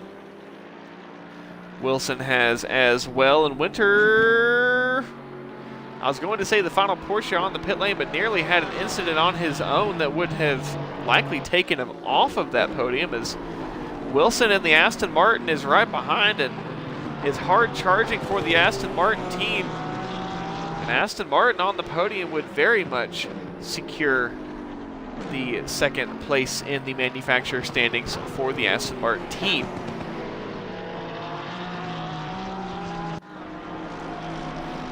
It's been the Elizondo show the majority of the season. It's been the Mercedes show the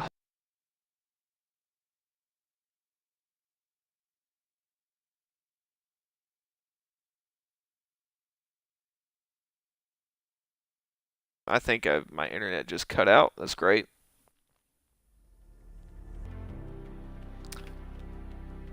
Give me just a moment. I don't know if my internet just blipped or what, but we still seem to be live, so stay with me for just a moment.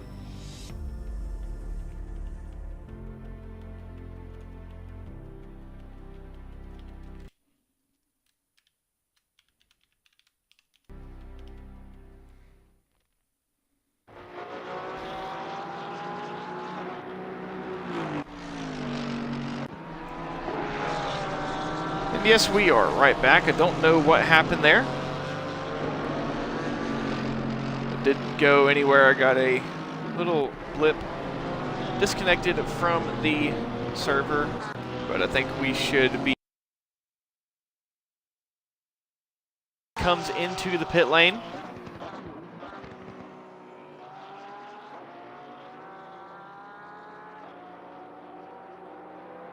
Still very unsure of what caused that. Jennings in the Porsche in the pit lane, Drain the McLaren also in the pit lane. Winter gets promoted to P2 now. Still a long ways behind the Mercedes of Elizondo. And the lowest Porsche on or in the top 10,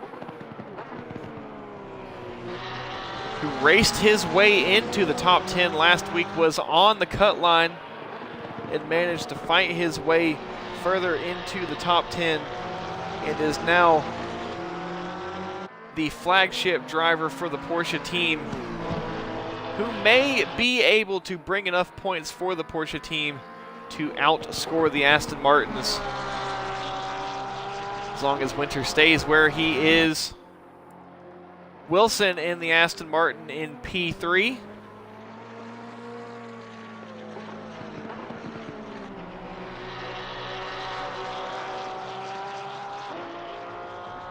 But things have really calmed down here in this race. Mikey has made it back all the way ahead of the full GT4 field and has made his way back onto the tail end of the GT3 field, up to P9 in the standings. I believe we may have lost a driver. I think it's the 103 of Bird.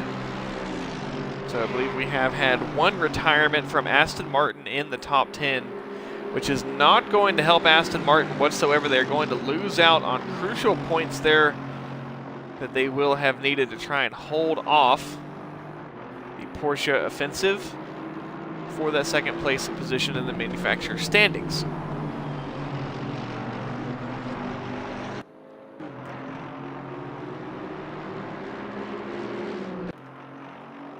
It's a 34-second gap between Elizondo and Winter, and it goes back a long way, back to Vasquez and Douglas.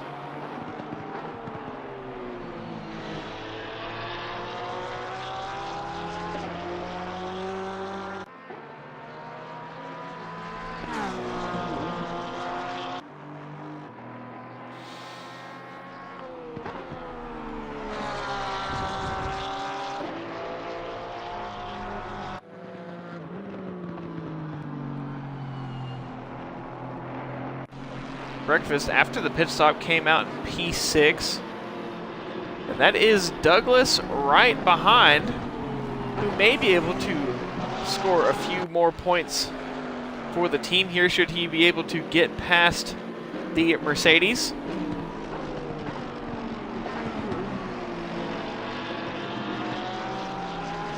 I don't think that Douglas will have too much trouble getting past Mercedes of Breakfast, but again, it has not been a very good day for Douglas or Vasquez or Mikey or Wagner for that fact, with that penalty for speeding in pit lane. But the pressure of championships can cause cracks.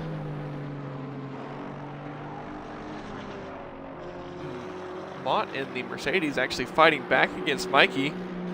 Mikey not running away with the position, as Mott still holding on to him. We'll see if Mikey will eventually be able to get clear, as I don't think Mikey will be able to gain any positions, as we are less than 30 minutes left in this race.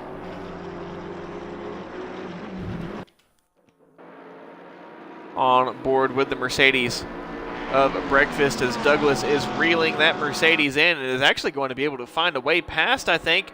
They're going to go 3 wide.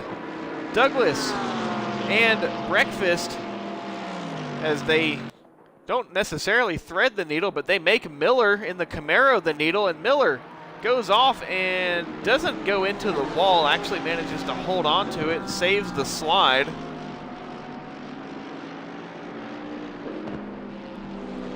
And Douglas now still ahead of the race leader of Elizondo, and I think Douglas just barely hanging on to the lead lap in this race. But tire wear now may be becoming a factor for the Porsche. Again, that Mercedes, who has the teammate of Mott that he has just gone by, Mott will yield that position very nicely to the race leader of Elizondo. And Douglas in P6. With an injured and aging car, old tires, a lot of fuel has been out on track for over half an hour. Try and reclaim whatever positions possible. The tires are going to be done by the end of the stint, but we'll see if Douglas is able to hold on to the lead lap.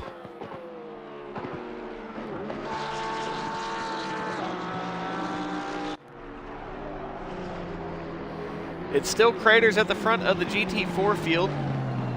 And Wagner in P5 will slot alongside and try to go on by, will go on by. It's GT3 versus GT4. Not really too much contest from the GT4 drivers, unless we're on the straight.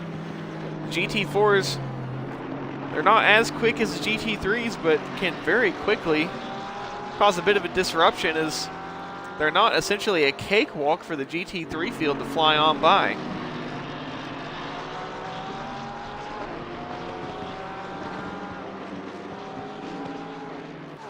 Douglas was the leader of this championship by 7 points ahead of Vasquez. Douglas and Vasquez are both way down on points, and triple points to the podium means that if Elizondo takes the win, which as of right now Elizondo will, should be enough, is not guaranteed, but should be enough to lock in the championship win for Elizondo. Wagner in P6. Don't know if Wagner will gain any positions there. Wagner in the Porsche. Now catching up to Mott, looking to go up another position. And again, crucial points here for the team standings. Thank you for the raid, whatever fool. Usually goes the other way, but thank you for the raid. I was hoping to raid you post-stream. Now I got to find somebody else. Welcome in, everybody. And no, Wagner, who was about to make his way past the P4 Mercedes of Mott, goes off and into the wall. A bit of a disagreement with the GT4 field. And that is the number 3 GT4 McLaren of Drain, who has already had a bad night tonight.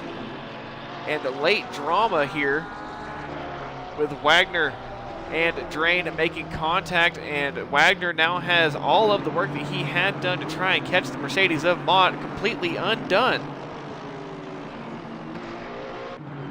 And thank you again, Whatever Fool. Make sure you guys follow Whatever Fool. He is an absolutely awesome streamer. Drum and race is what he likes to call his style.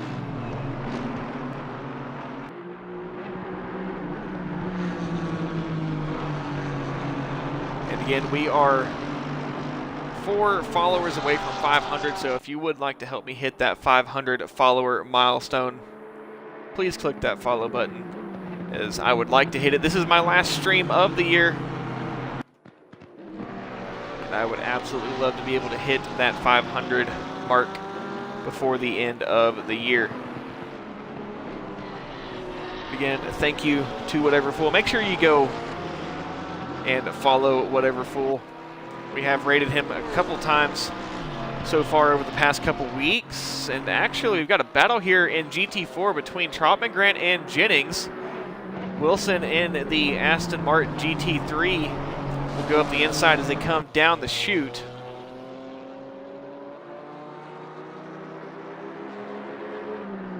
And it's actually 2 BMWs, Bo and Trotman Grant, as Trotman Grant has actually gone past the BMW teammate and is now trying to run down the number 59 Porsche Cayman GT4 of Jennings.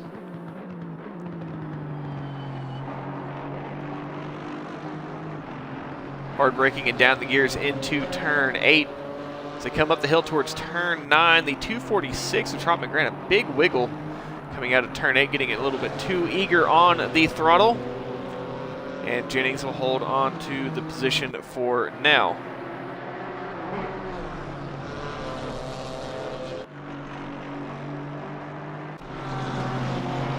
Elizondo again, still his race to lose, and does have the number 32 Porsche of Douglas, who was the championship leader after or before being involved in that incident with the GT4 field, essentially from the lead, and Douglas will concede the position. Was fighting to stay on the lead lap, doesn't want to get involved in any further incidents, any further drama, and will just yield to the race leader, as now Elizondo in the Mercedes has lapped the field up to P6.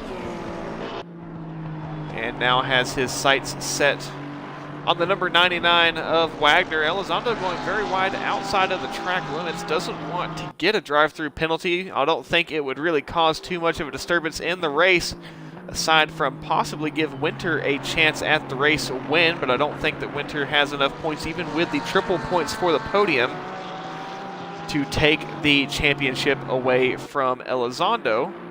But what that would do is potentially put Douglas or maybe even Wagner in that spot for that potential championship win. Only 3 followers away from that 500 follower mark. Again, I would just love to hit that milestone before the end of the year. If we don't, it's not that big of a deal. We will probably hit it at some point next year. But it is my first year in streaming. I've only been streaming every week for about the past 9 months. We haven't hit that 1 year mark yet. This battle heating up once again. The 99 of Wagner. Last time we were on board with this battle, Wagner went into the wall as Jennings, the Porsche Cayman GT4 behind, goes into the wall. Wagner now once again trying to fight and get this position back away from the Mercedes of Mott. This is a fight for P4 and still crucial in the championship standings for the manufacturers. If Wagner would be able to get this position back, it would help them cover off the points from the Aston Martin team. Again, Wilson in the Aston Martin is on the podium, and the race is not over. It's not guaranteed. But Wilson on the podium is getting a piece of those triple points. At the same time, Winter in the Porsche is as well, but I don't know that it would be enough to cover off the point lead between the Aston Martin and Porsche teams. Mercedes has pretty much clinched the Manufacturers' Championship with their 4 cars in the top 10. Again, the top 10 in the championship. We're going to start this race in GT3 while the rest of the field started in GT4. We have had a few retirements tonight, and championship finales typically don't get the same amount of hype as the rest of the season does because, well, those who don't have much of a chance at a finish for themselves or for their team are not going to be too inclined in participating in the championship finale. But we did have a full field of 42 drivers on track at earlier stages of this season. If you would like to watch those broadcasts, you can find them on the RetroVex YouTube channel. All races are permanently uploaded to the YouTube channel there. So Wagner up to P4. He's got a long way to go to try and chase down the P3 Aston Martin of Wilson. And Wilson may be the last standing leg of the Aston Martin P2 manufacturer standings table, you could say. Or maybe the last leg of that throne. Wilson just needs to finish on the podium, and it should be enough to hold on to the Aston Martin P2 for the manufacturers. But should Wagner take that position away, it would pretty much guarantee Porsche knocking the Aston Martin team down a spot in the manufacturers' podium. The number 47 Camaro of Miller, off and around at turn 6. Does rejoin the circuit and has a touch of damage on the nose of that Camaro. It already doesn't really want to steer, but I have a feeling it's going to be a bit harder to steer now.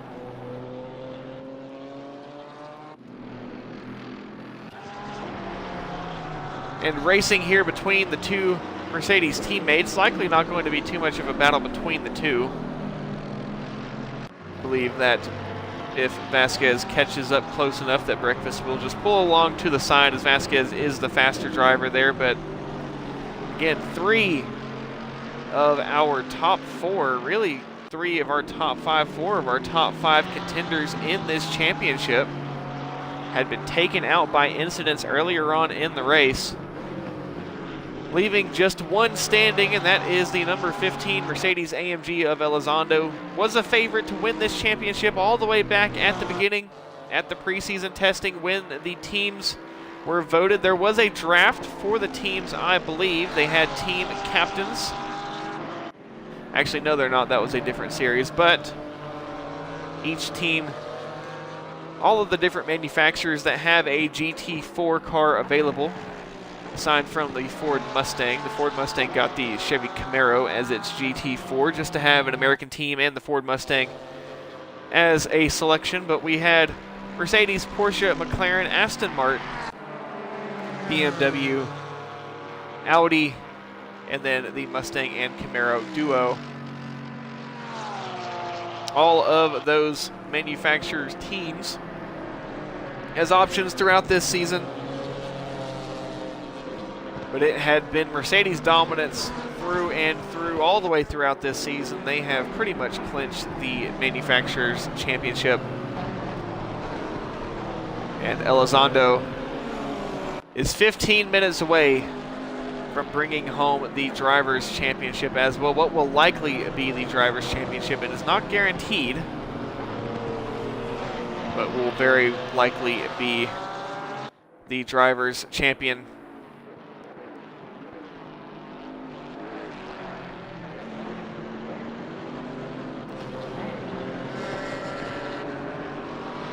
Again, thank you to Whatever Fool for the raid.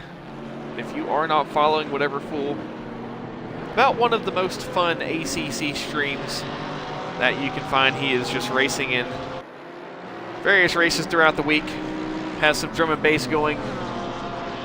He's got a whole DJing setup alongside the sim rig and lights all throughout the room.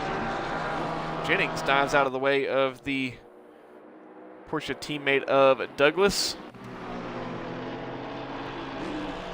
Mott has now fallen back outside of view, or just barely outside of view, of the number 99 of Wagner. And Mott will fall into a bit of a no man's land of his own. Breakfast has the Mercedes teammate of Vasquez closing in.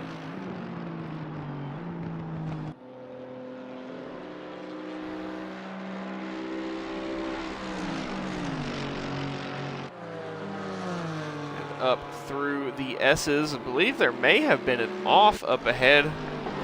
May have been Miller in the Camaro, who will force Douglas to go the long way around. I think Miller involved in that incident that kind of took Douglas out of contention for the championship.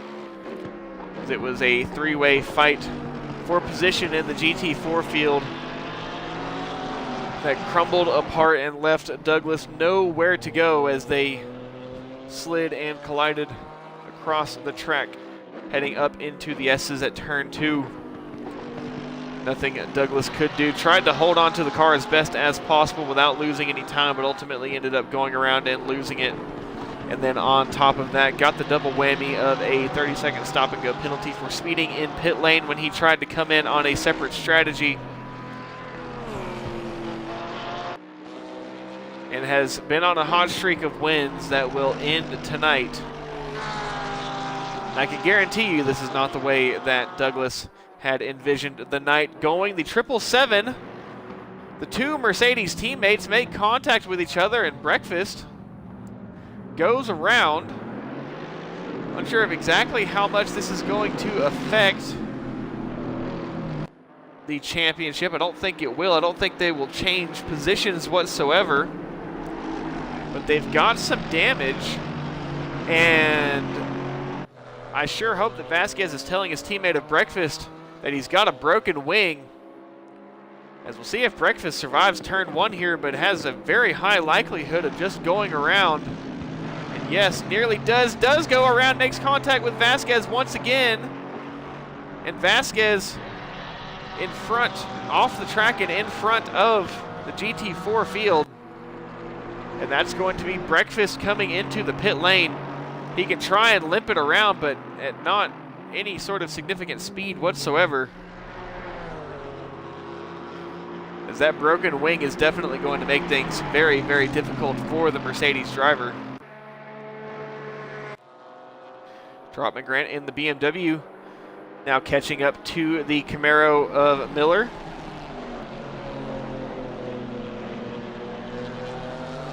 Does kind of miss the apex through turn 7, and Trotman Grant may have an opportunity at getting another position for the BMW team.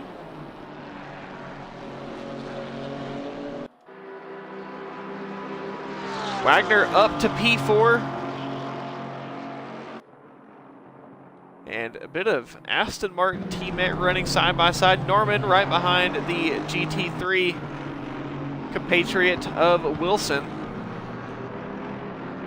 The only two Aston Martins in GT3 that are left are Wilson and Mikey.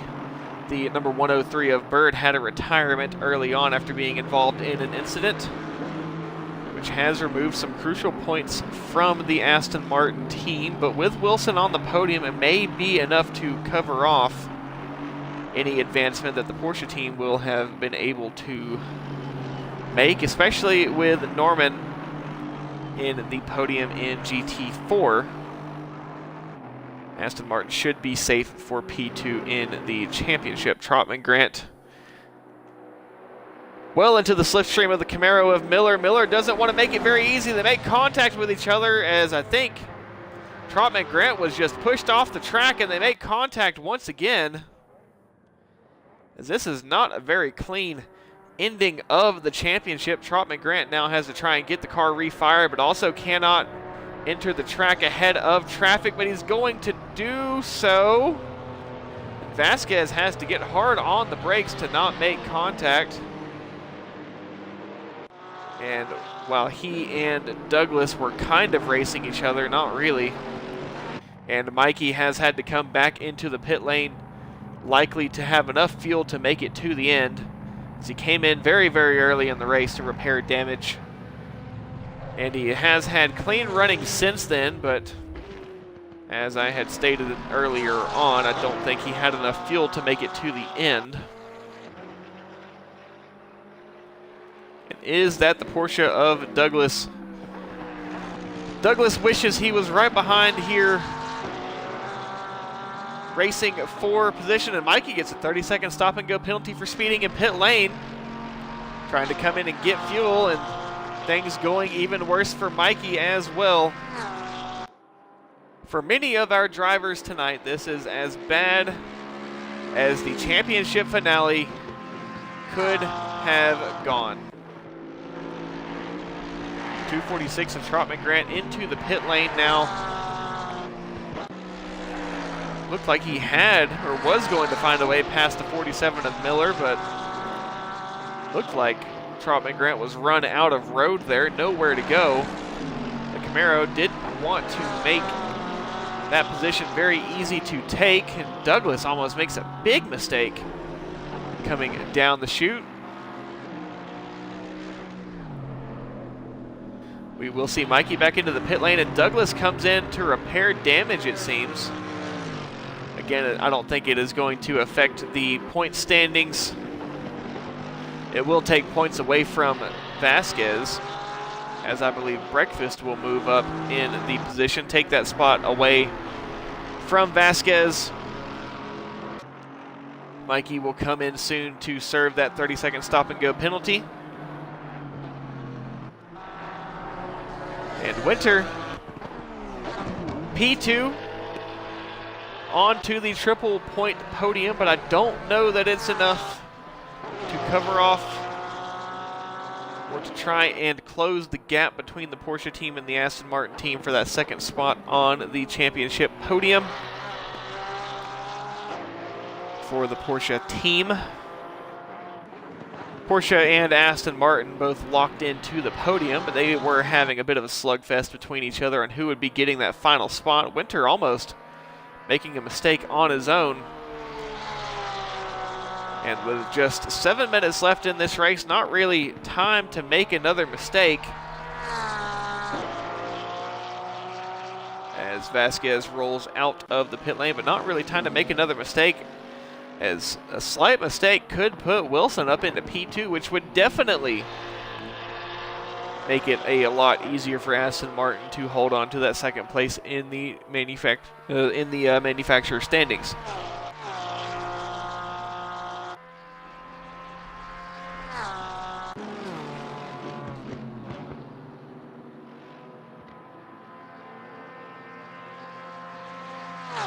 There's about a 200-point difference between Porsche and Aston Martin, with a 400-point difference between Mercedes and Aston Martin. But I can tell you right now that with the way that the standings are, it is very, very, very, very likely going to be Mercedes with the Manufacturers' Championship. Elizondo has just run the perfect race. Was not on pole. I think Elizondo started P6, P5 or P6. Was not on top. Was not the favorite to win today. It was between Vasquez and Douglas. It is going to be neither. Elizondo just being in the right place at the right time and fast when it counts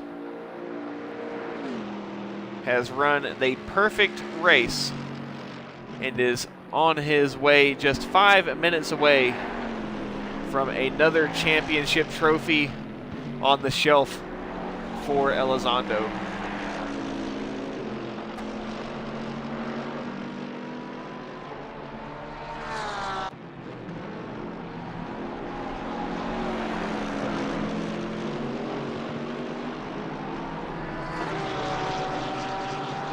Elizondo going past the Camaro of Miller, has, I believe, 3 laps left to go in this race. And Craters has done the same thing in GT4. Has Harris in P2. I think they are both about to lap.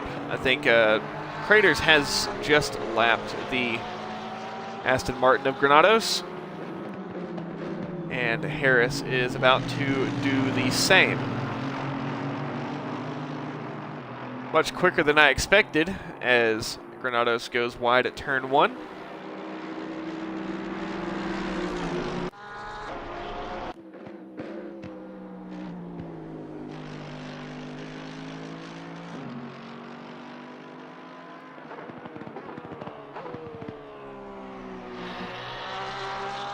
Winter will try and do what he can to chase down the race leader of Elizondo, but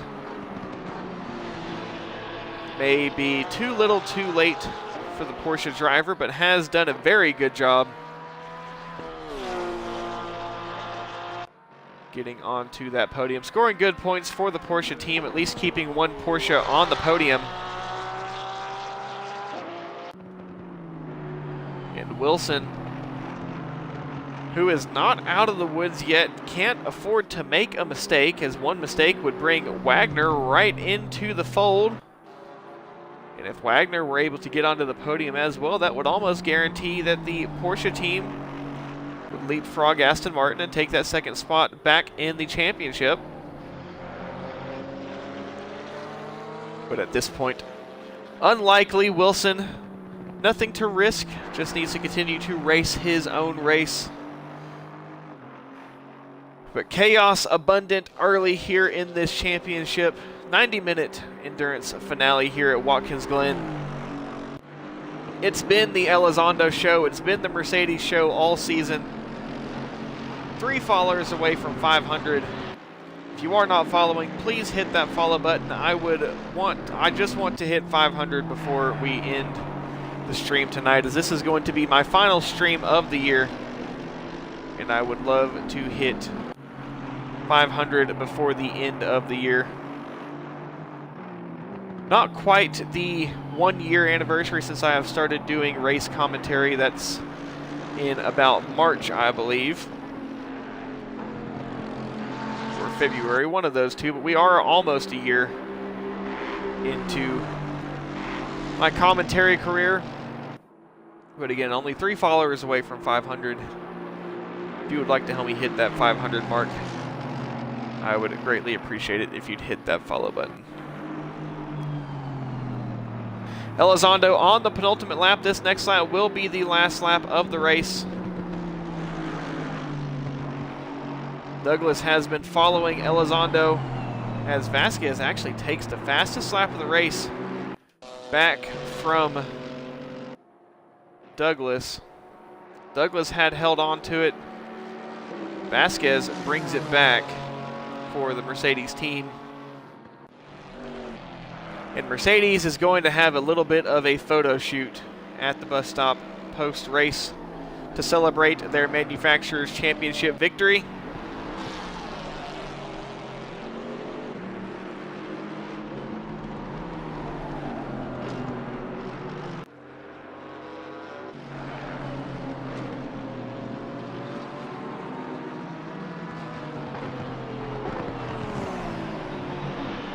Winter in P2 has just as much as Elizondo and just as much as Wilson.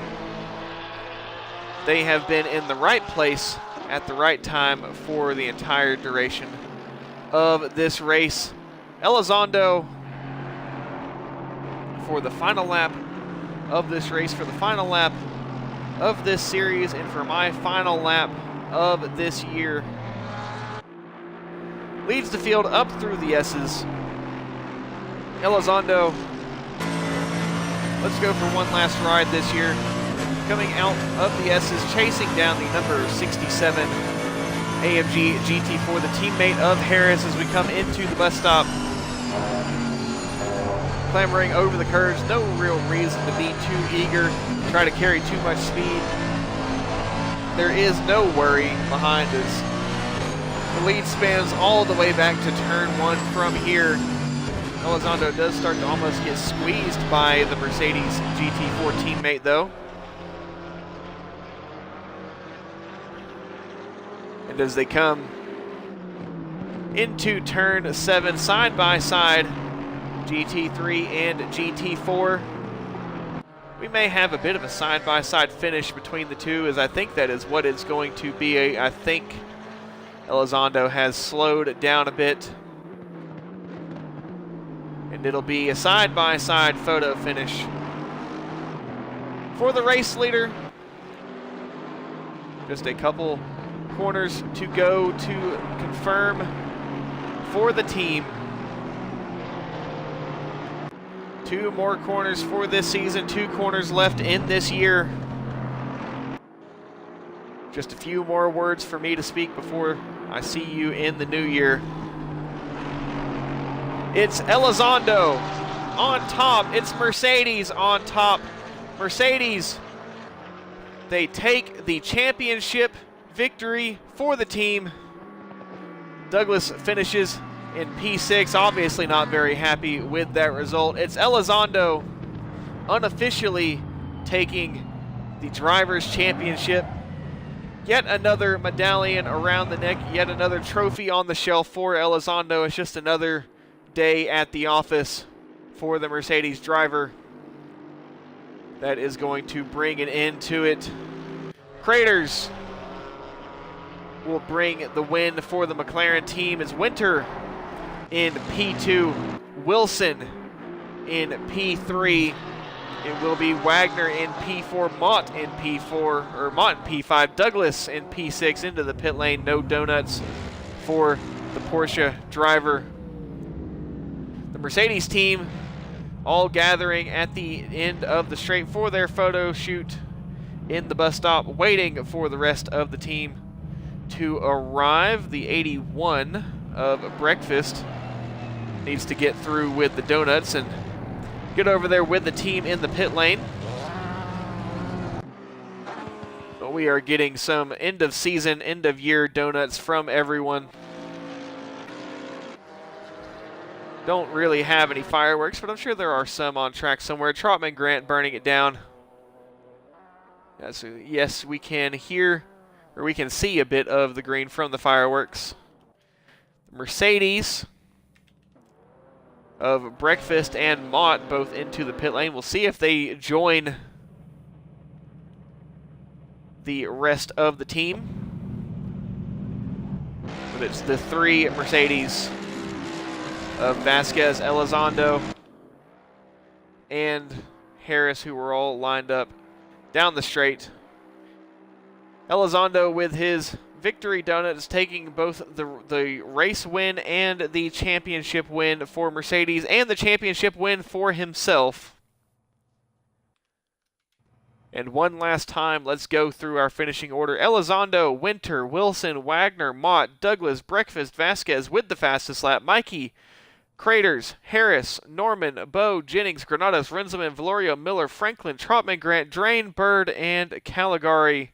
Drain, Bird, and Caligari all retiring from the race. Craters took the win, Harris P2 and Norman P3 in GT4. Elizondo P1, Winter P2, and Wilson P3 in GT3. Thank you all for tuning in throughout the year. This is my first year doing sim racing commentary. Thank you all for supporting me all throughout this time. If I can just get 3 of you to click that follow button who are not following, so we can hit that 500 follower milestone, I'd greatly appreciate it. And maybe we aren't going to get the Mercedes photo shoot in the pit lane. We'll see. Maybe they'll go into the pit lane if they all stay with fresh cars.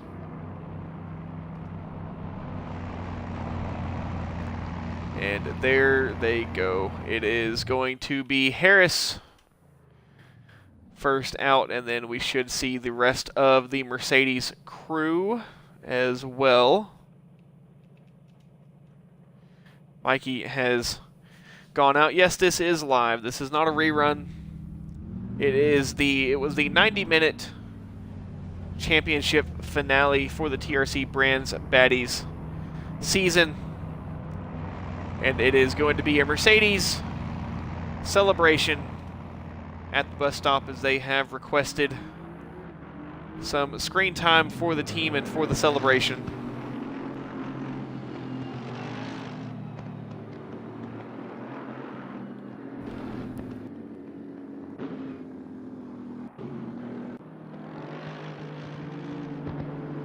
It's Harris and Mott side by side.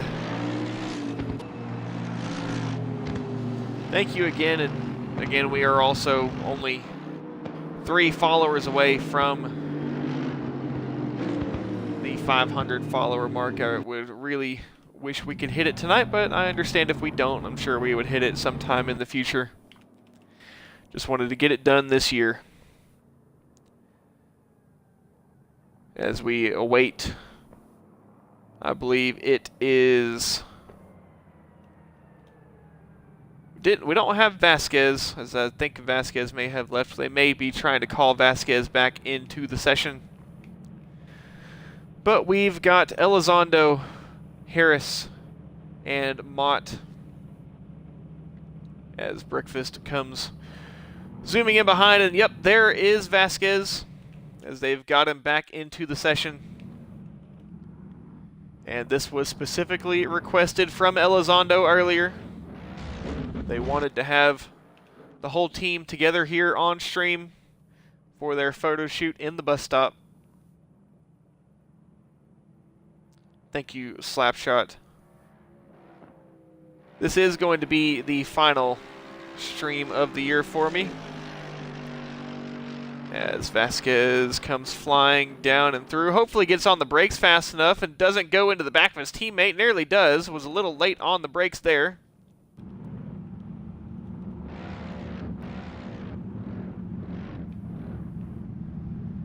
And the 5 Mercedes drivers here, the whole Mercedes team, as Vasquez says, hey, I need to be in front of you, Harris.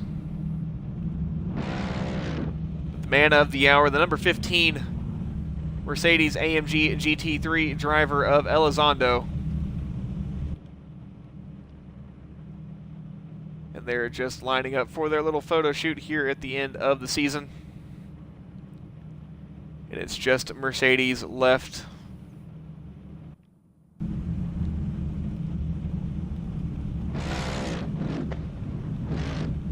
Don't know exactly how long they want me to stay here, or if they even really wanted me to stay at all.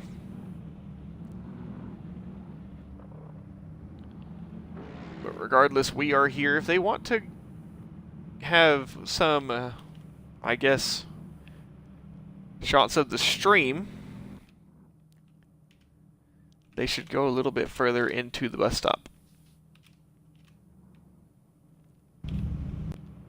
Because all I can see is the back of the cars, but I think they are just getting some photo shoots of the team. Again, that is the number 15. Your champion for the TRC Brands Baddies series. Brought it home here for both himself and Mercedes here at Watkins Glen. That is likely going to be it for tonight. Again, thank you to those of you who have tuned in. Thank you to those who have followed. If you are watching this back later and are not following the Twitch, please hit that follow button. There's 3 followers away from 500. Well, that's going to end the coverage tonight, and that's going to be the final stream of the year. Thank you all for tuning in. If you would like to support me, the best way to do so is with a Twitch Prime subscription or with a regular old Twitch subscription. But again, thank you all for tuning in, and we are going to go ahead and throw Irish Clone a follow, who is racing with SRA Sim Racing Alliance at Watkins Glen.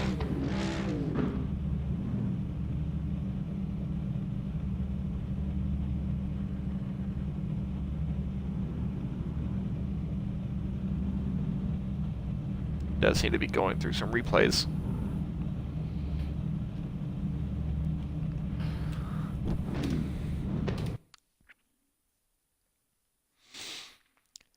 Thank you all for tuning in.